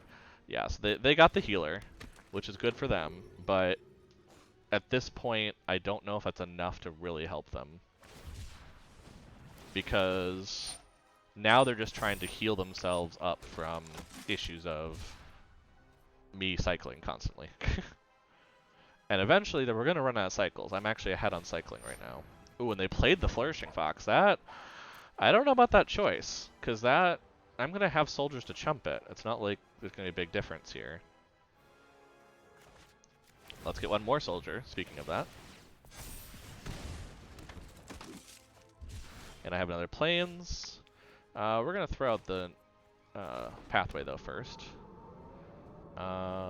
And let's see. So they have currently 8 on board. So the Flourishing Fox could take out their whole thing. But if they don't block, they're in serious trouble. So they have to block with something. Yeah, okay. But basically, this is my way of like making sure they have to block with something. We're going to go ahead and cycle.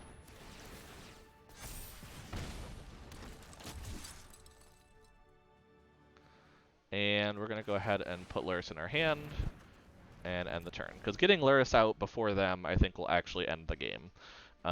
They won't have much to deal with. I'm going to start churning out double soldiers, which would be really good. I have the mana to do that cycle. Oh, do they have it in their hand? I didn't even notice that. Fair enough. And they only cycled a crater, so this actually doesn't help them. Because they could play the crater, but that's not going to get them anything right now, and they can't use it to tap anything. So they're actually kind of in a weird spot where they made sure to play the Luris, but didn't actually get anything out of it. And actually, I just realized that they're in range for me to kill them, aren't they? Yeah. I don't even need the Luris.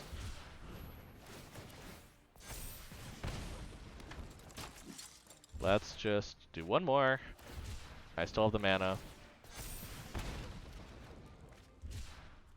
And they're dead. Good game.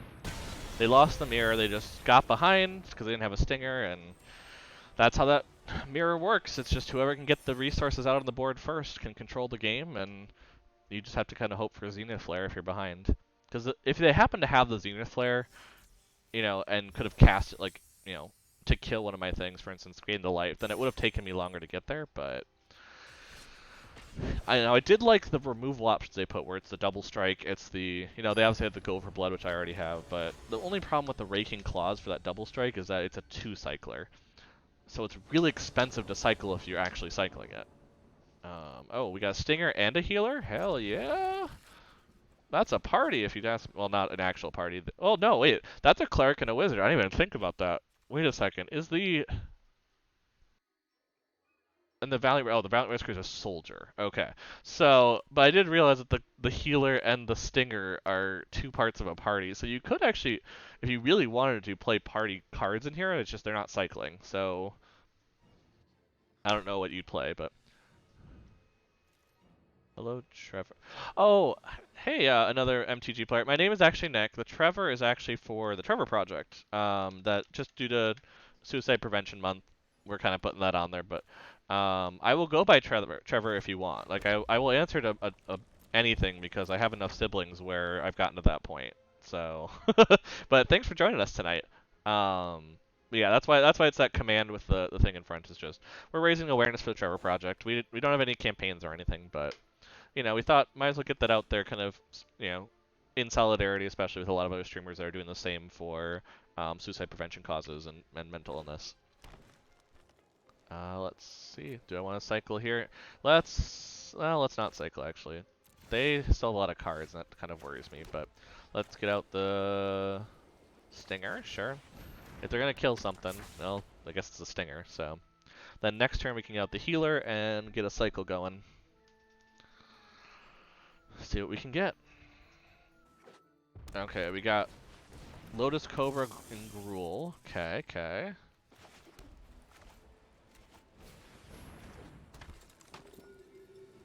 We're not gonna attack because we don't want to loot. That's gonna be a trade that they might have more Lotus Cobras, and it's fine. It's also not backbreaking to them if they lose that. Whereas if we lose this, it's actually kind of bad for us. Let's see, but yeah, MTG player, how is your evening going? You know, are you playing some arena as well to climb the ranked tiers like I am right now? Climb. I'm just trying to hit platinum at least to match my previous success.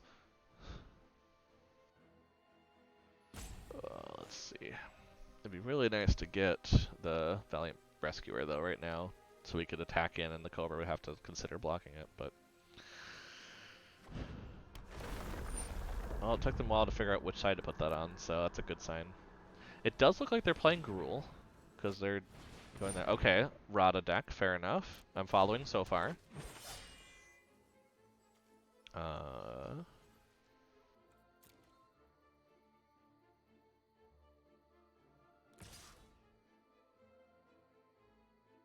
I mean, I'll take that, because I'm just gonna heal back and hit them. So getting to play is easy. Just play aggro. You're guaranteed every month. Yeah, the only problem is that a lot of my mono red staples I had obviously rotated. So I'm trying the cycling deck, which I feel is somewhat aggro. I don't know if I want to call it fully aggro, but I mean, there's definitely a lot of it's very simple and very consistent, and so that's kind of what I've seen is pretty good for climbing ranks. I don't know if I don't know if they expected me to block there or something, but that was weird. They took a really long time to figure that out. Uh, yeah, I'm not much of a standard player generally, which is part of why I think I struggle with it. I also just haven't put a lot of. I'm still fairly new with Arena, so trying to get to the point where it's good like that. Yeah, we'll just sit and we'll just let them hit us, and we're just gonna keep cycling. No reason to do anything nuts. We've played a land this turn already, so. But they seem to be taking a lot more thinking time. So we'll see. I've been getting to plat with spells and then playing historic land. Historic landfall is fair. I'm curious how landfall will impact historic, because I think with a lot of staples like Lotus Cobra obviously is a big one, and a lot of just the hold your own counter synergy, or hold your own just you know spell synergy as well with not spell synergy, but the Valakut Awakening, I believe is one that I'm really curious if that gets going in historic, just with the idea of getting more card selection. Um, so we're gonna see. Yeah, there's no reason to get a Luris going though. Now, are you talking when you're talking spells though? Are you talking is it spells or another variation? Because I've seen a Jeskai spells even tonight. It wasn't good, but I've seen a Jeskai spells tonight. I've seen a lot of Dimir kind of spell focus too, which is a little weird. I don't know why, but okay, this might be the Elder Gargaroth. If it is an Elder Gargaroth, we're probably in trouble. Oh no, it's Bone Crusher. Well, that sounds like start cycling to me.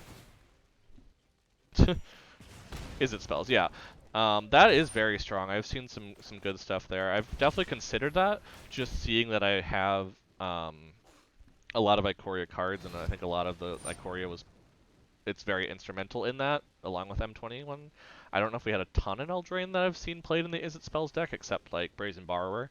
Okay, well, I'm just gonna keep cycling then if you're gonna, play all of these kill your stuff.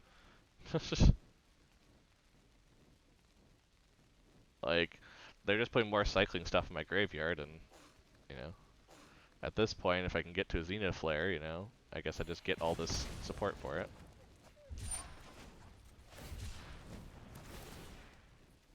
Valakut Awakening seems cool. Yeah, it seems very interesting for sure. I'm also really hoping I'm talking about the right one, because I know there's Which one am I thinking of? It's probably not Valakut Awakening. I do think, because like Valakut Awakening, what that is the, is that the draw one or is that the enchantment? That's the only problem I have is that if it's the, I run Magic Mirror for card advantage. Yeah, Magic Mirror I think I could see it being slow, but at the same point, except for Dimir Rogues, a lot of the meta is very slow, and that's why I'm still okay playing the cycling deck, because I usually have a chance to at least have some counterplay, which you usually don't, you weren't getting before with cycling. So, well, let's get a Flourishing Fox going, shall we? That will at least slow them down a little bit. And we'll make it big after a second in case they want to do some damage to it. The red enchantment is Valakut. Okay, so Valakut Awakening is the enchantment. That's what I thought. Because that one I've seen is pretty cool, actually. Just in what I've seen, either the pre-release or in a couple people playing, I've seen some really cool effects with what, how you can get card advantage with that. So, okay, well, I'm just gonna cycle then and make it a 2/2.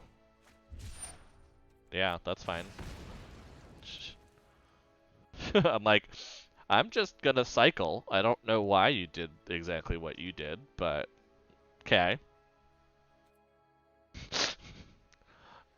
Like that. I don't know if that was the best move for you, but probably would have preferred the land from there. But there's something I haven't noticed, and maybe you have, MTG player, but can Rada play the flip side of the lands? I didn't think so because I think they're not lands technically when they're in your library. But if they can, I can see why so many people are playing Rada. I had fun with it in my pre-release. Naya Landfall with Phyla. Phylath does seem really good in a limited environment because you can't deal with it very quickly generally. So no, she can't. Okay, that's what I thought. That's the only thing I'm seeing with this landfall is kind of there's a lot of like the modals are cool, but they're not great with landfall. It seems like I see the reasoning behind it. I get what they're doing. It makes sense, but there must be something coming up in the next few sets that really deals with landfall well, because I still feel like the standard, unless they're just trying to make sure that they don't have to ban something with landfall, but oh, Scavenging Ooze, why would you do that? No. Do I have to Zenith Flare a Scavenging Ooze? I don't want to, but at the same time, I can't have Scavenging Ooze be on the field and still exist. And I'm going to have to cycle my Gopher Bloods, I think. Because they're going to start taking away all of my good Zenith Flare targets anyway, so it's not like it's going to be much to do. But they're also taking a lot of time to the point where they're actually almost passing their turn. Wow, okay. Like, they're taking a lot of time to do this, which is very bizarre. I'll take the 3. I don't think that's really a huge issue. They can't buffer, so it's not like a huge problem. They only have 1 card in hand, so I think if I kill the Ooze, unless they have like the 3 mana to return a card from your graveyard to your hand, I don't think there's a huge issue here for me. I don't know. We'll have to see. This is actually one of the more interactive games I've had this game. Usually it's either it goes nuts on my side or not. Okay, so they obviously don't have... Yeah, it would have been 3 mana, so they actually don't have that. So I actually can probably cycle this. See if I can get a different cycling card. Nope, okay, so I definitely need to do this, though, to get my Flourishing Fox big enough. Okay, I have a second Zenith Flare. I'm more willing to do this now.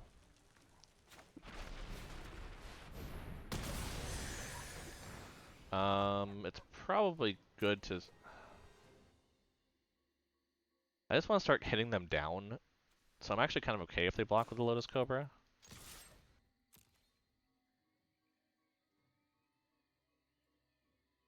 Because, I mean, the most they can hit me for is 11 next turn, I think. And end the turn. Because basically right now I'm just trying to get them down to Zenith Flare range. That's why I think the Stinger I actually want to keep, possibly. Oh, Terror of the Peaks, that's fun.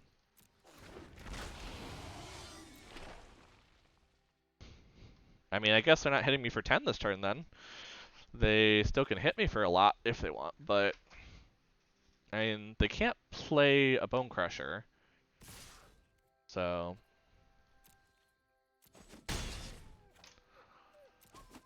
Okay, come on. Give me some cycling. Okay, I have a... Might just play the stinger. Start cycling that in a little bit. I don't think they're gonna block with the Tear of the Peaks. That would be silly. But if they do, I'm in really good shape.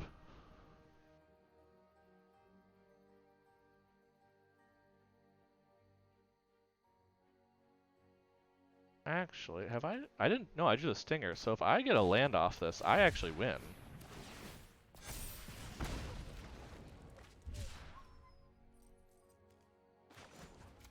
Well, at this point. Okay, so next turn I do win. I don't think they're going to be able to gain the life that they would need to avoid a Zenith Flare. Okay, they can start doing some scoot swarm craziness. That's what I'm trying to say, and I'm having very big trouble. Yeah, they're obviously going to start doing a ton of crazy stuff. The nice part is I've gotten it to the point where I'm going to kill them. So I'm not as worried about the scoot swarm craziness, because they also, you know, they're going to get one more land in. Maybe they have Cultivate in hand, but that's not going to be enough damage to kill me.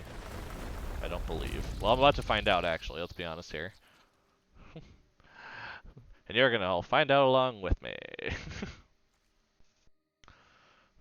Let's see.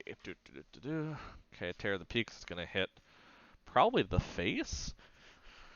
I mean, that's their best chance of killing me, but...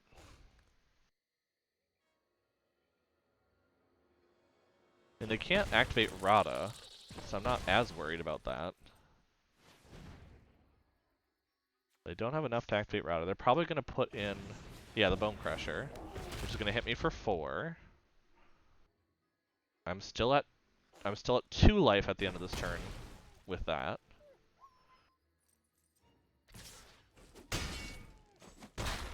So I'm not dead unless they have a creature that... Nope. Okay, cool. So let's just go for it. And we win! Because Zenith Flare. Because Zenith Flare is a card that makes this deck work. And I'm in Platinum! Holy crap! Okay, well, I'll take it.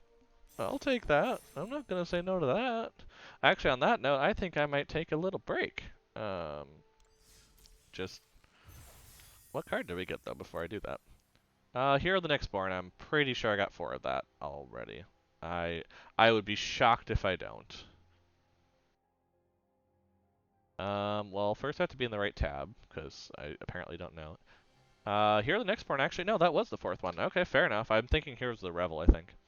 So cool. We have one more of that then. But yeah, on that note, I think we're going to take a short break. There will be some ads running for those that are live. Others on YouTube, you're going to be like, I don't know what you're talking about.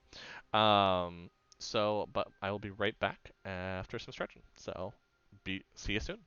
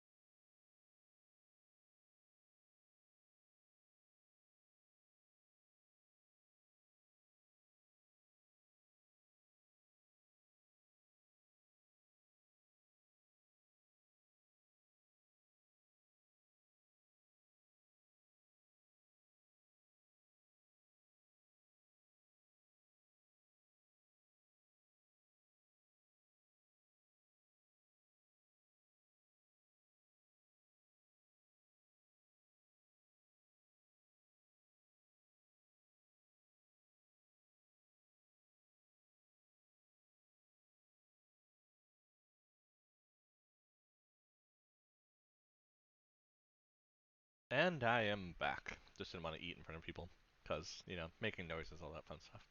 But in pure Wisconsin fashion, of course, I had to have a little bit of snack cheese. Fully accept all that. I get it. All the stereotypes, they are true. But yeah, we're just gonna jump back in. We've reached platinum, so we've reached our goal, but because we can't degrade from platinum, but might as well just see how far we can get. I mean, I didn't expect to make it this early in the stream, so. But we've just had some really good matchups where some clutch Zenith players have won us a game that we were definitely losing. Oh. So let's see. I am kind of enjoying having this pathway in here. I might craft fully two more, especially with the equipment decks and everything I'm seeing with that. I might actually want to have some fun with that. Um, but that's just kind of nice to have in your opening hand to be like, I don't know what color I need. And it's like, okay, well, I obviously needed mountain right now because I'm drawing in the other direction, so. I don't know if we'll cycle quite yet. We probably want to wait until we can get a rescuer out to get something going. Are they mono white life gain? No. They have Maze Mind Tome. You wouldn't really play that in a mono white. I haven't got out of plat, always stuck in plat 4. See, that's the thing. That's why I'm trying to consistently get to plat 4. That's... Yeah, maybe not yet. Well, they do have some life gains, so yeah, maybe I do want to already be cycling. I try to at least get to platinum now because I've reached platinum before. So it's like, okay, well, there's my goal every time. For every 30 days, I reach platinum. Because you can't degrade, so it doesn't hurt to make it there. I don't know. It's one of those I'm kind of like, that seems to be the best way to do things. Okay, if they're mono white, I doubt they have ways to get rid of my rescuer except like an enchantment. Which, if they do, that's fine. I have another one, but. Tome is good in mono. I mean, I guess because you have the 4 life gain, it's just, I mean, and you have the card draw. But all I've seen in mono white is aggro. Like, life gain aggro, and I feel like this is really slow for this. Because I'm going to get so much value out of it in the time that they're doing this. I don't know.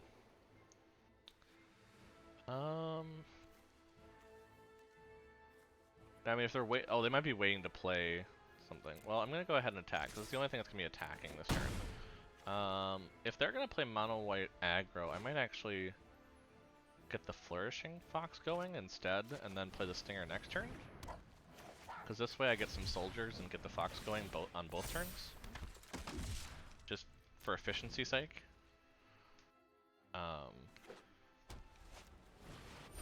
Okay, Archon of Sun's Grace, fair, fair.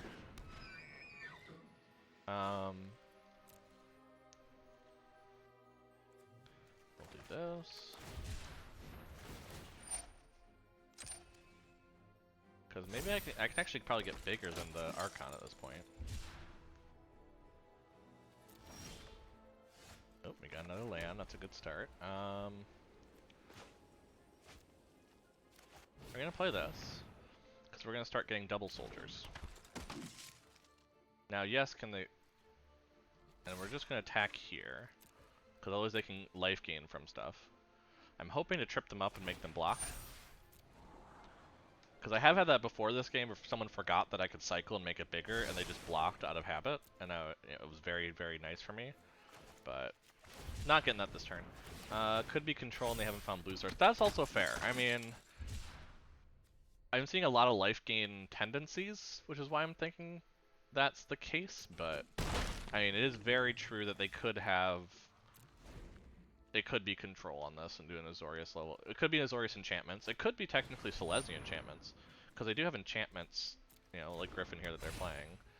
I mean, sorry, not Griffin. Archon turns on Griffin, so I can see where they're going with this. I just don't know exactly how they're doing that. It's like, I haven't seen this version of the deck, and that's why I'm very curious. Because the only one I've really seen with Griffin has been just like the general life gain, but not with Archon and the enchantment kind of spot. That was also very odd timing to do that, because they're likely already gaining 3 life from Archon. I mean, I guess if they wanted to scry at that point, but it doesn't give them anything extra to do it now versus like drawing a card later. So, I don't know. Seems odd, but they can do what they want to do, I guess. The big issue here is going to be obviously living long enough to actually be able to Zenith Flare. They didn't. Oh, they didn't attack because of that. That's fair. Okay, well, cycle it is. We'll just get a bunch of soldiers and see what happens. I got another land. That's always nice. So I think I'm gonna go here. I think I need to start pinging them down. So I think I actually want to go this route. I think getting the healer is not going to be a big deal. What do you mostly stream? I've also watched Minecraft. Funny enough, Minecraft is also something we stream. We actually usually stream Minecraft on the weekends, but this last one there were some issues with the Minecraft Realms connections. So as a result, it wasn't actually as good. Like we couldn't do that. Curious if they're actually going to block this Flourishing Fox. Probably not. Or they're probably actually going to do it with a 2-2 or something. I just realized this is actually a bad attack, but we're going to do it because I've already committed, so. But yeah. I've watched, you've watched some of our Minecraft streams. Yeah, so we have that. We did Stardew Valley this past weekend, which is something that we play off and on. That has been pretty good. I think I'm actually just going to end the turn here. Yeah, because I can't actually get the healer out. I'd rather just cycle the Triumph. We have done a horror game, because we did that with Canarium. Bummet was doing that around the time of Lovecraft's birthday. Like, what else do we stream? I stream Paper Mario's on Wednesday nights, just as a retro game that I wanted to go back and play, and so I found streaming as a good excuse to do that. So that's definitely a good option, for sure. They are going to try and kill me, aren't they?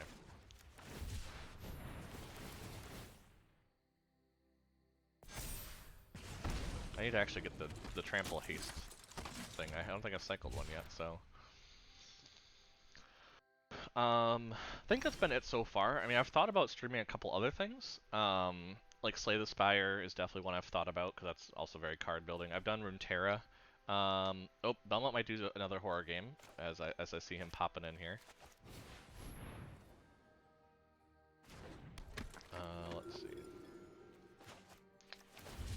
I think that's kind of it for now. I mean, we did a Lovecraft day of sorts, but that was kind of an oddity that's only going to happen a couple times a year, so it's not really a big thing. But it is definitely something that's a possibility for us to do kind of an all thing. We've also been on Commander streams on other channels at this point, so that's kind of something that's been our thing a bit, but I don't want to attack here because I feel like I'm just going to lose stuff. Because yeah, let's see, if I attack with all 8 soldiers, let's say, attack with all 8 soldiers, they're going to gain 5 off of it. I'm only going to hit them for 4, they're going to gain life off this, yeah. So, no attacks, and I'm just going to keep life gaining and hope I can get to a Zenith Flare that actually kills them. I mean, if I can just stagnate for long enough and get enough soldiers, maybe I can actually attack them wide enough that the life gain doesn't matter. Oh my gosh, I have a 3rd Archon. Like, why can't I draw like that when I go enchantment? Like, come on. Yeah, because they're just keeping stuff back to block. They're realizing I'm going wide. So I need to get to Zenith Flare territory at this point. Or I can get a Footfall Crater.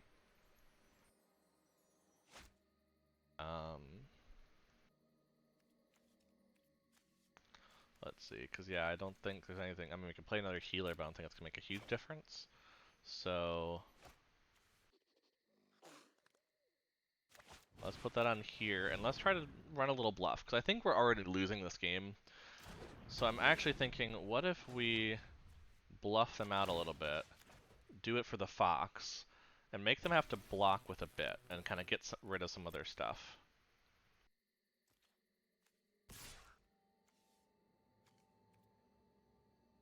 Yeah, at this point, they're only gaining 8. Yeah, let's just do it. I can always bring Luris over and get the Flourishing Fox back, worst case. Full swing, you think? I mean, I didn't... The only problem with a full swing is I lose so much on it. Whereas what I'm trying to do is get them to lose stuff.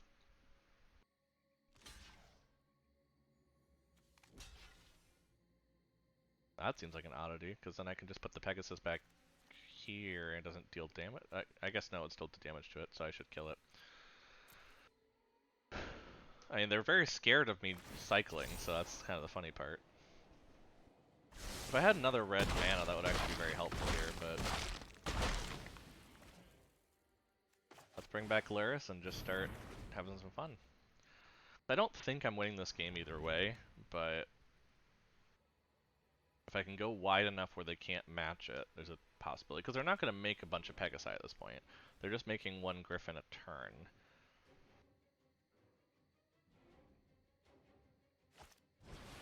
Elspeth conquers death. Just to get the trigger, I guess, yeah, because they're not going to... oh, and then they can bring back the Archon. Yeah, I don't think I'm winning this either way.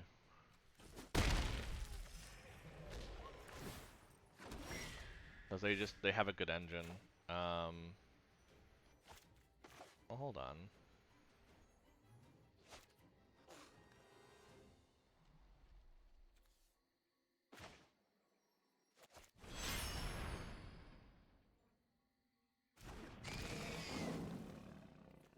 I can cycle this for one, and then bring it out again? Or do I might just bring this out for this turn.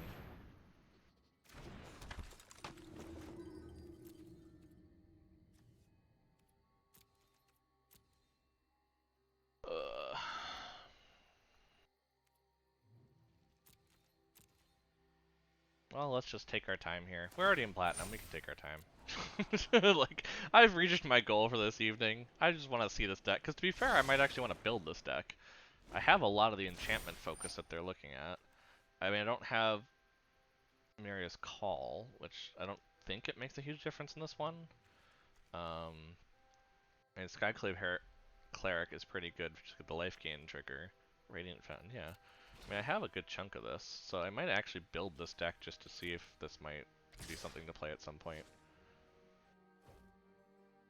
And right now I'm taking 16. I don't think I can actually survive this, can I? I just realized that. If I would have thought about that, I might have had a shot, but I just realized I can't. So, now I did all my triggers. Yeah, I probably should have just done a full swing when you said and just seen what happened, but it was one of those that's just rough. I could build a similar deck we could test against each other. I will consider it. I am not opening up quite yet to battles yet, just because, one, I want to talk over with Belmont, because I want him to confirm that he's okay with people also bugging him, because, well, you know, once we open up the gates, we don't want to say, okay, now we're not, you know, that would be kind of, you know, mean to anyone who just doesn't meet that stream. I think we're going to make it a channel points reward if we're going to make it, so we just haven't opened that up yet, but that is an option. So, it is something that we've thought about, you know, how do we want people to engage, you know, and currently, you know, naming conventions are good for Minecraft and Stardew, you know, so that's not one across the board. There's a couple other ones that are in terms of asking questions or adding commands or things, or, you know, there's different options that we definitely have on here. It's just the idea of battling right now, especially because Belmont doesn't have a bunch of standard diversity yet. He's still kind of getting back into it. I don't want to kind of push on him that, you know, somebody's like, yeah, I have to, you know, I have to now be able to battle because somebody wants to do it. So that's kind of where I'm at with that. I definitely want to build it, so in the future I could have it available in case we do want to battle. But for now, I think we're not doing battles yet. Just based on that. Now, currently though, we are streaming, you know, MTG Arena now actually 1 to 2 times per week. I mean, it's a consistent thing that either I'm streaming on Monday or balancing it on Thursdays. You know, it's something that we definitely see more often now, which is why I'm more willing to say in the future we could see that. I don't think we're at the point yet that we're not at the point where we can give a fulfilling experience to someone who wants to battle us, basically. And we kind of want that for someone to make sure that if we're saying, hey, here's all these channel points you have to save up, or here, you know, here's this thing, we also, you know, we want to make sure it still looks good on stream. Oh my gosh, someone's playing this card. I mean, it's not good against me, but I respect them for playing it.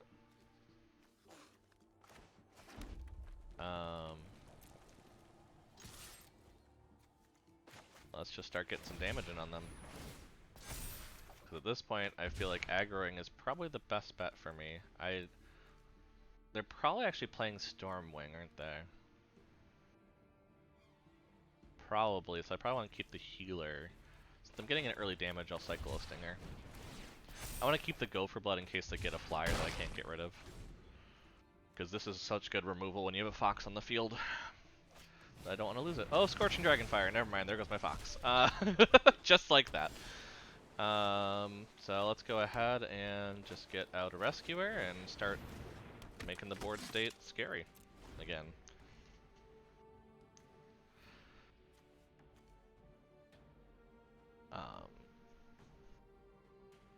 Yeah, it's one of those things, as I was kind of talking earlier, MTG players who saw, I mean, me reaching Platinum is a humongous thing, whereas, you know, so we're not kind of at level where you're seeing a lot of the Mythics, you're seeing a lot of, really? They're gonna kill my thing? Okay. I mean, that seems fine. I just go get a Plains, and I actually have another cycle now because it comes in untapped. They're just apparently cycling my lands for me. I don't know what they're doing. I mean, I guess they're just trying to get a lot of lands in my graveyard? I don't know. It's just kind of weird. Oh, because now it's going to bounce to my hand. That's why. Fair enough. I mean, I guess that's cool and all. I mean, I don't know. So I guess it's a land destruction deck, which against me I think is not really crazy good. I mean, I see what they're doing, but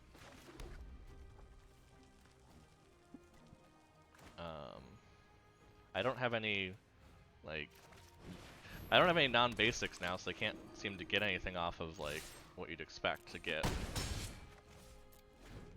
Because, yeah, there's the Myriad Construct, but that's off of non-basics, and they just killed my non-basics. That'd be a little weird. They're playing more blue, so, what do they got? Storm's Wrath. Okay, well, I might as well, yeah, I might as well cycle to get the life gain at least. Well, the nice part is at least Storm's Wrath is going to put this all in my graveyard, so it makes the Xenoflare bigger. I think I'm definitely going to go ahead, put out another one of these, and I'm going to bring Lurrus over so I can start bringing stuff back. Next turn. I'll probably cycle this. Maybe I won't, actually. At this point, I don't think they're doing anything crazy against me, so... Okay, Confounding Conundrum, fair enough. So they have two of them. Which means that... Oh, so I guess if a second land enters, this would trigger twice and I'd lose land. Okay, this is an interesting deck. Not gonna lie, it's a very interesting deck. I think we're gonna keep throwing out the land that's not there. We're gonna throw out one of these. Probably gonna throw out a Fox and then start... Because none of their land destruction was instant, right? Yeah, no, it was a Cleansing Wildfire and then... Field of Ruin. I guess Field of Ruin is an instant effect, but... I think I'm gonna go ahead and... Oh yeah, that's right, they exiled the Fox. Well, let's go ahead and put a Stinger out. Just to get something out this turn. Get some cycling effects, and then next turn we can get some, you know, out the Soldier Generator and go nuts. Storm's Wrath, okay, fair enough. I mean, hey, that's fine by me. Let's put out the Triumph then. Let's put out the Healer. And let's put out Selfless Savior at this point, because they keep wrathing us, so might as well have something to keep something out.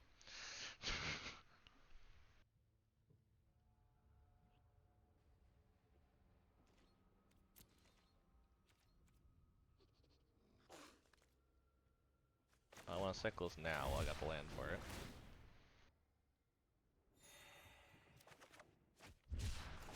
Just keep going. So I mean, at this point, if we get enough cycling, we're 2 turns away from a Xenoflare, so that's an option.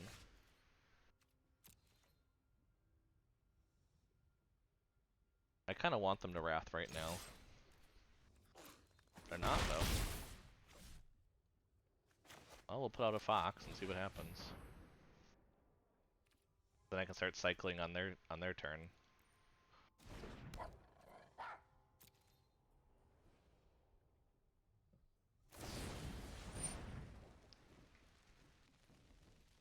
Okay.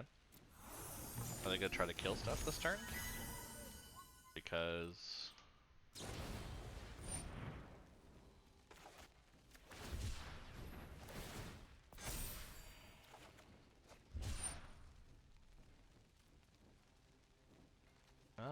yeah, I mean, at this point, I guess it's not huge for me to get a life gain. I could just cycle this. The only thing I'm trying to figure out is if they have counters that they're running, because I haven't seen them counter anything, but to be fair, we haven't had much to counter. And that's where the Zenith Flare might get a little rough. Okay, copy the next instant source you cast. If it was kicked, copy it twice. They didn't kick it. Okay, so it's just once. Fair enough. So they got a copy on the stack, basically. They're going to destroy that. Fair enough. I think I'm actually going to go ahead and cycle a bit then. Oh crap, it didn't actually cycle the one I wanted.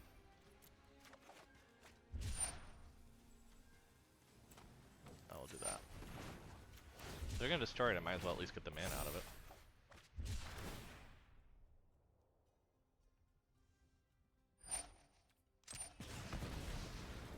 Now, I know there's one,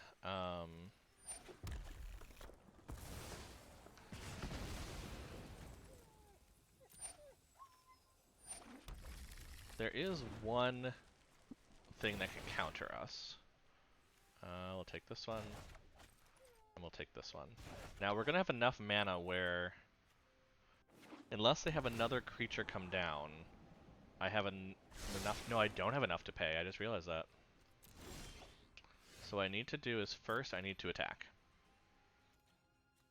Because if they lose this wizard, I actually don't, I'm not afraid of that. Okay, so they don't actually have that counter, which means I know I'm safe.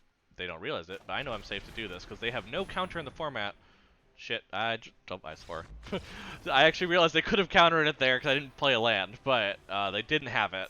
I was pretty sure with the way they blocked there, they wouldn't have it because they would have kept it to make sure I couldn't actually play the Zenith Flare. I try not to swear out of the stream, but apparently that one just slipped out a little bit. Little bit. So don't worry about it. Let's see. I got another win, so that's good. We're still climbing up there, getting some cards. Yeah, a little more time in the stream, so I can continue to keep going on this, and we can see some crazy cycling stuff. I shouldn't say crazy cycling. Nothing about cycling is crazy at this point. It's very predictable, very direct, but it still is consistent. So, ooh, this is not bad. I'm gonna get a Fox out, get a Valiant Rescuer out, and start making some stuff. That's nice. But yeah, I will keep this because this is Fox turn 1. That is always nice. Oh, and we have a Stinger now too? Like, come on. You don't get this kind of value. Now, currently they look like a Scoop Mob Lotus Cobra deck. I don't have much in the way of knowing that.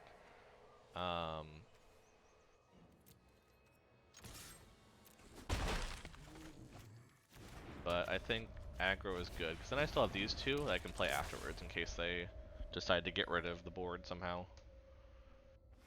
Usually eliminates the way they'd get rid of it. Nope, they have a new... Okay, so it is a new row deck. It's very land-based. It's also very annoying, to be honest. The cycling deck is annoying, or... Because if... I mean, I fully accept it as. I was just more making sure I understood what you're going for. Let's put that out. Attack. And... let's throw out the Rescuer. It doesn't seem like they're doing much, and so I feel like I can do this and not be punished. I'm probably wrong, but they don't have Storm's Wrath in their deck because they don't have red. Or at least they don't have enough red to play it right now, unless they have a red basic. Okay, now they have enough red where they could play it, but by that point I'm going to hit them. Extinction Event. That's going to hit... Let's go ahead and cycle this to get the Soldier. Maybe that will make it so they feel more inclined to hit the Stinger and the Rescuer and the token. And not the Fox. Yeah, okay. Cycle. Yeah, it is. It's a lot like the Cat deck, I feel. I try to do it quickly so it's not as much of a, like, oh, hey, look, it's taking forever for me to do this. which is why I think I'm kind of still inclined to play it. But I think the idea, yeah, cycling is very much like, I think it's still with the monocolor kind of aggro card. It's still very much like that, I think, where it's just annoying, you know, because it's very consistent. I don't know. It's also, I think, all the triggers. I mean, that's why I try to do more of them at times that make sense. But this is a Storm's Wrath, because if it's Storm's Wrath, no, it's not. Actually, I didn't have anything to cycle for Fox, so I was hoping it wasn't. But the nice part is that if they don't actually play anything at this point that can block, I'm actually in pretty good shape to almost kill them. Flat out. Just, I have the Zenith Flare, I have some cycling now, so... actually, I might be able to kill them this turn. Let's see if we can cycle enough. Actually, I had Zenith Flare there, didn't I? But I would rather kill him this way, because this way is more fun. And next to damage. And that's the end. I kill him. I try to kill sometimes without Zenith Flare, because then you have Zenith Flare in case there's a trick you forgot. That's what I always kind of go to. You know, my go-to of, well, you know, might as well try it, see what happens. Worst case, I have a Zenith Flare in my pocket. Underworld Dreams, I probably have 4 of that. I did like that card a ton. I haven't played with it much. I really should. I think you can make some really cool, probably blue-black mill card draw kind of style things with that. That and Sir Conrad, some Maddening Cacophony is the mill combo with Sir Conrad, the same way that you have, you know, the draw stuff with Underworld, but I don't know, just haven't seen a deck that's like, yeah, I really want to play that for that version. Oh yeah, let's just keep going, because that was a quick one. We'll just see, you know, because I started the stream a little bit into Gold 2, so, I mean, at this point, getting up to Platinum 3 would be cool, not gonna lie. I also think a lot of people just aren't playing this cycling deck, and that's why there's not a whole lot of mirror matches, which was a lot of the trouble, but... I guess I've only seen now 1 mirror match in the time I played it tonight, and I haven't seen many before that. See, it's late where I live, so I can get some sleep. Okay, well, thanks for coming out. You know, I know cycling is not thrilling, unfortunately, but it's definitely fun to have you out and to chat with you on some Magic stuff. So thanks for coming out, and you know, sleep well tonight. You know, be safe always, everything. You know, dream of foxes, I guess, since I have the fox out now. Ooh, Skull Prophet. That's an interesting one. Well, we're gonna put this out. And we're gonna put this out, and we're not gonna mill. We're not gonna lose them. Nope. Skull Prophet, I haven't seen you in a little while for sure. If you attack, I will definitely jump with the fox, but... Ooh, another Skull Prophet. Fair enough. That's really nice because I have the Valiant Rescuer, which basically just, you know...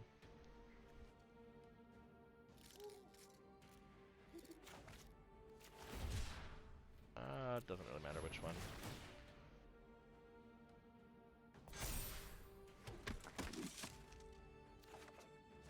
Oop, I got another land actually, so...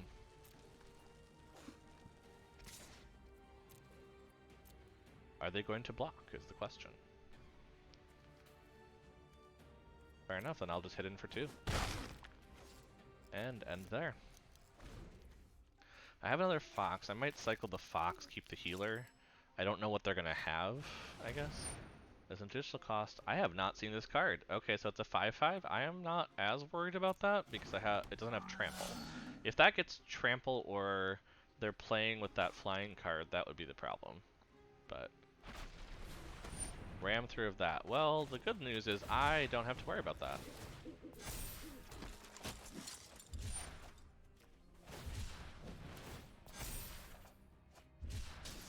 Ram through does not actually get rid of anything. Yeah, I'm like, I don't know if that's what you wanted to do, but you know, more power to you. Are you going to block? Nope, okay, well, I'll at least do one cycle for sure.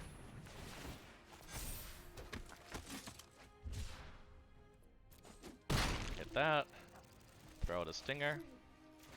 And we're gonna cycle for one more then. But yeah, that oops, unfortunately, from them earlier, it might just cost them the game, because if they would have waited and used it with the Outrider, they had a shot, but they were very eager to do it for some reason, and I'm like, I don't...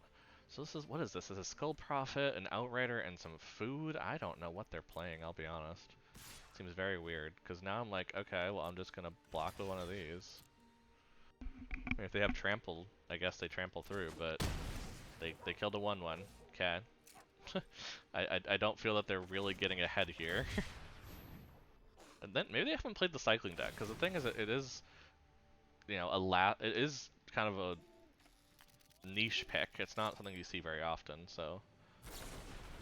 Okay, they have a ram through to kill my fox. Fair enough. That's probably a good time to do it. I mean, I'm still gonna kind of get ahead of them, so I don't know if this is really helpful for them, but I mean, whatever works. They have a 3-1, so I'm actually okay attacking with my 3 soldiers. And then I might kill a Skull Prophet. Nope, okay, fair enough. Still good. We're gonna do one cycle here. If we get a land, we can get Luris back. Or we can put Luris in our hand. There we go. Let's put Luris in our hand, as I was talking about it. Because then we can still cycle next turn, we can get a Luris out, we can, you know, pull up the Fox, for instance, that they killed. They also seem to be very close to dead. I mean, talking all the talk, they kind of are in a really bad spot, unless they start eating the food. They're going to start self-milling, it looks like.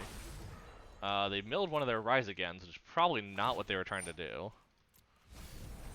They might have a Rise Again. I guess they just got the Plurkinos and the Fiend Artisan, so that's something. They don't have the mana for it, so I don't know about their choices here. I don't really need to heal. I'm not really worried about that right now. Now, they can eat some food, so I need to plan for them having effectively 11 life.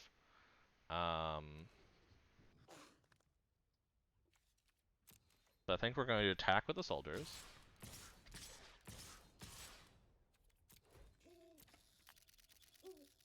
They're probably going to block one of them. I'm going to take them down to 4.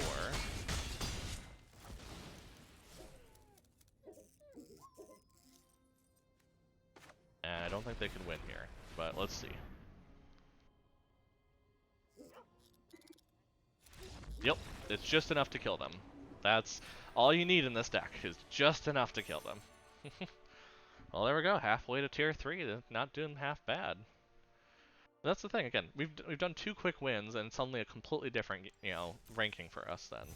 That's why sometimes it's just, you know, cycling's nice, it just goes quick. Ooh, Low Mage Familiar, I'm actually kind of excited about this one, because there's so many kicker spells. I'm actually thinking this might be really cool in like a blue-green counters deck.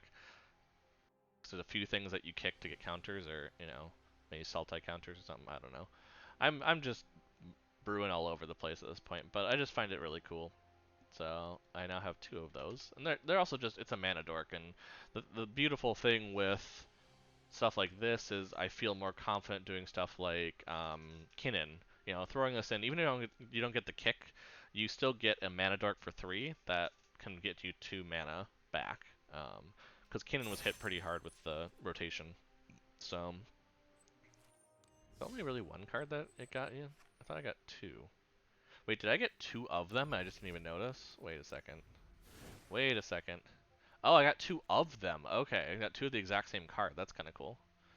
Well, that's even better for the Kinnan. Well, I guess, yeah, for Kinnan deck, it's Brawl. You're not going to get, you know, more than that. But, hey, I didn't even realize that. I was like, whoa, wait.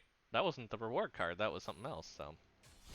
Especially because I apparently need to cast blue-green spells here for this. But let's just keep going. You know, if we can, if for whatever reason Platinum seems to not be ready for the cycling deck, I guess we can kind of start moving through Platinum. Because people don't really prepare for this one. It's something that you just kind of expect to win against, but, you know, not necessarily. Well, I can do 1 mana, drop a Selfless Savior, which I might need to do because it's looking like I'm going to need it the next turn to get rid of this Fervent Champion. people playing mono red. I honestly, to be fair, did not expect to see people playing mono red.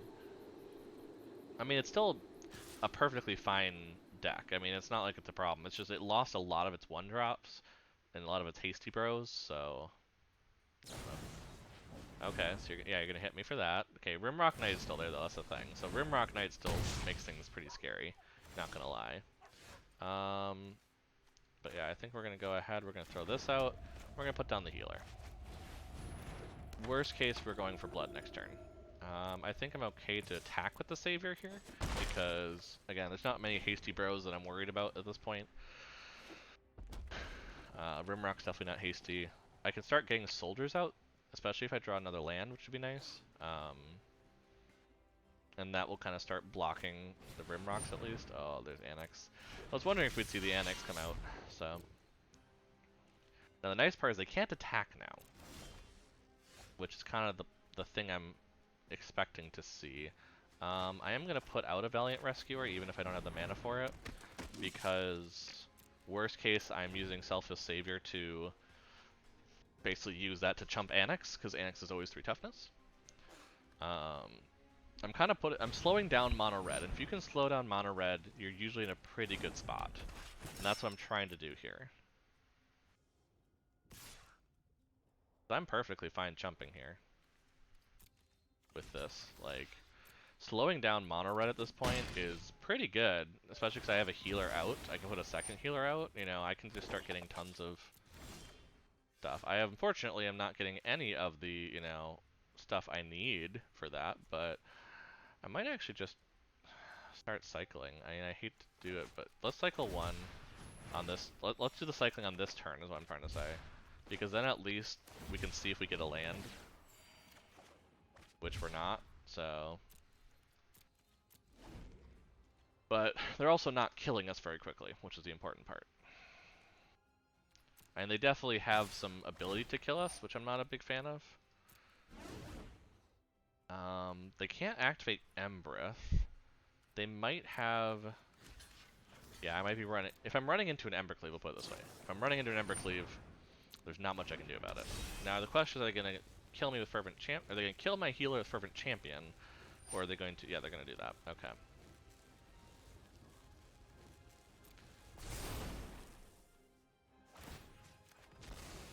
This will still kill their thing, though, so that's the important part. But at least I have that. Problem is I'm not getting the things I need, because I'm only having 2, so I almost need to, like, put out a healer, know that I'm going to lose said healer. No attacks, you know, like, it's just very rough now. Now, the nice part is they haven't gotten mountains themselves, so they have to use their full turn to equip Embercleave, which is why I blocked the way I did. They don't have a free equip onto Fervent Champion, unless they have a Fervent Champion, but no, they don't. Okay. So I can block here, and I have to block here.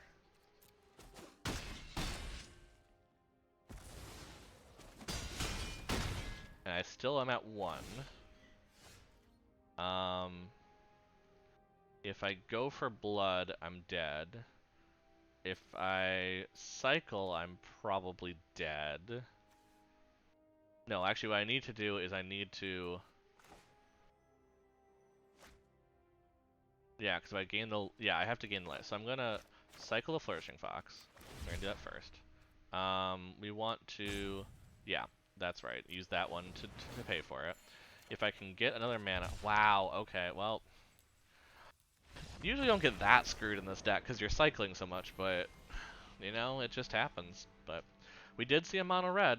The mono red exists. I just don't have the annex for it, if I remember correctly. That was the whole problem where I couldn't move into, you know, just doing this. Because, I mean...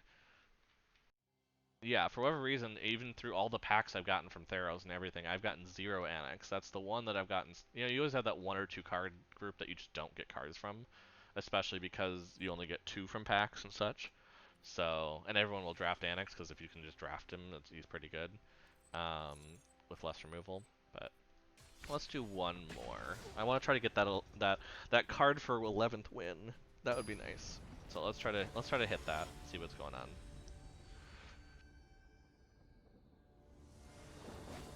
And like I said, we're safe at in plat 4 now, so we're not going to drop from it. We can possibly go up still, but now we have to be above 50%. As 50% means you don't move, which means that if you're close to 50%, like this deck has been performing, you kind of need to be performing better than that. So, okay, a flourishing fox. Let's say hello. Let's be friendly. Maybe that will help us with some karma. We're getting mana now, so that's a good sign.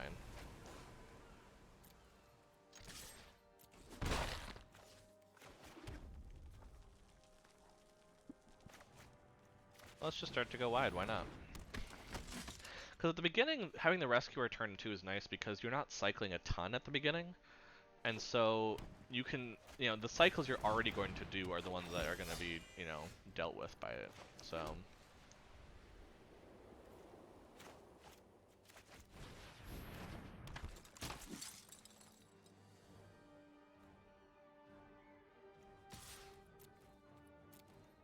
I mean, I'm okay if they want to trade with Rada. Yeah, I don't think so.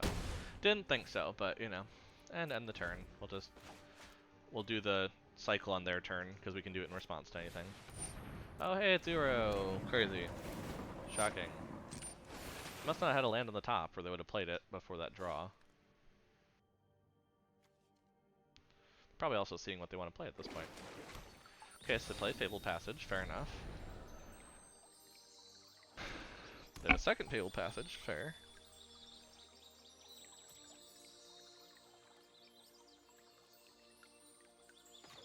Well, I'll cycle to get the double soldier, at least.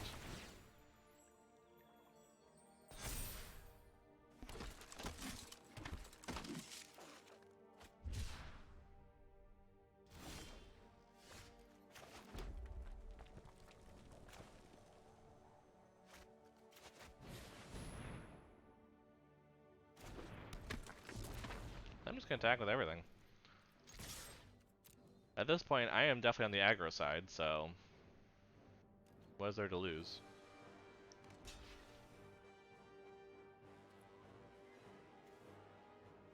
Let's do this now, because I'm going to do this on this turn anyway. It'll get me the extra Fox trigger anyway. Get me an extra damage trigger. And yeah, next to damage. So I'm going to do, what, 10 to them? Jeez. And then we're just going to end the turn. And I think we're going to cycle the healer, because if we get another Stinger out, at this point we're on the aggro side. They're at the point where they kind of have to do something to deal with our board. Now, the only thing in standard I could think that could deal with it is a Storm's Wrath. So if they go grab a mountain, maybe. But that would also hit their Rada. And they don't really have anything in here to get the Uro back out currently. So, I don't know.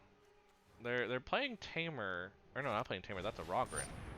So they're playing 4-color? I guess they're trying to play the 4-color Omnath, maybe?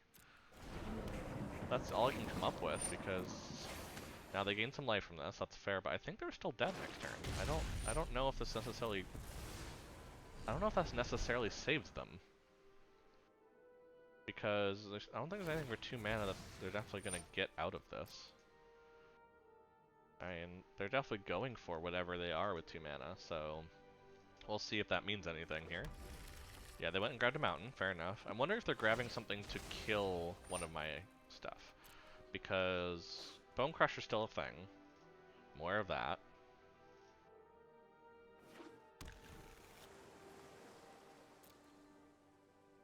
I mean, I don't think they're going to attack with Rada. That would seem like a very odd choice. Yeah. So I'll do 1 cycle, get 2 more soldiers. Get Flourishing Fox be bigger. I think at this point they can't block enough. So that's why I'm like, I don't know if I'll attack. Yeah, I'm like, I don't think there's a way out of this for them. Because I'm like, I have enough creatures. I mean, I just need to full out attack. I mean, but, So on our 3-hour stream meter, 11 wins. Not bad, I will say. Ooh, and Sir Eleanor. I was not getting a lot of those back in Eldraine time, so that might actually be my first one. No, it's my second one. Okay. Still though, pretty good. Especially with all the card draw stuff that's happening now. You could definitely have a pretty scary Eleonora, for sure. Um, but I think that's gonna cut it because we're just about ticking over to 3 hours of a stream from that start of the stream. And I've gotten up to platinum. We've done what we expected to do here. Um, so that's not as much of an issue. I don't think we've unlocked any emotes now. Okay. So yeah, we've gotten our goal. We moved up to platinum like I hoped. We're actually even a little further in platinum than I expected. I expected to get it close to the end, but we kind of got to it. So I mean that means some very nice. We get that extra pack and an extra card style basically for that upgrade in it. I want to try and get my limited to gold in the next week, but I'm not as sure. Yeah, the rewards are the same, by the way. I actually noticed that they are both here. It's just based on the triangle versus, but they're exactly the same rewards though. They're just separate ranks. So maybe I'll try to get that to gold at some point because I mean that's just 500 more gold, an extra pack, a card style. That upgrade right there I feel is the strongest upgrade because after that's just one pack each. But here you get extra gold, you get card style, you get that. So it seems like that's the jump that you want to make. So I'll see if I can make it there. I mean, either way, I guess I've now made it to that one, so that's good. But on that note, though, I think yeah, like I said, I'll head out. So, um, first I'll switch over to the usual. Feel free to check us out on something else, like, oop, wrong way. Trygamers.com, where you can find more of our streams, like our Magic streams, our Minecraft, our, my Paper Mario's, in case you want to prepare for Wednesday, and kind of catch up in this Paper Mario saga that I've been doing. Otherwise, you can also check us out uh, on the social media platforms: Twitter, Instagram, Facebook, at Triad Gamers, like here on Twitch. Give us a follow on those if you want to interact with us or see us again here on Twitch in the near future, because that go live notification can then go to your phone or tablet or however you do it. And as always, like I said, feel free to check out the Trevor Project. We find them awesome. They are, near and dear to our hearts, and especially in Suicide Prevention Month here in September. Definitely something to kind of look up and check out. Looks like Belmont's on the Tried Gamer account messaging that. So, otherwise, this will be the end of the stream. So, I will see you all soon. Be safe. Get good sleep. We're getting up here in the winter here. We're getting to the point where it's the cold months where it's a little more depressing. So obviously that's something to if you're also up near us, keep yourself safe, and we will see you soon in the next stream. Bye bye.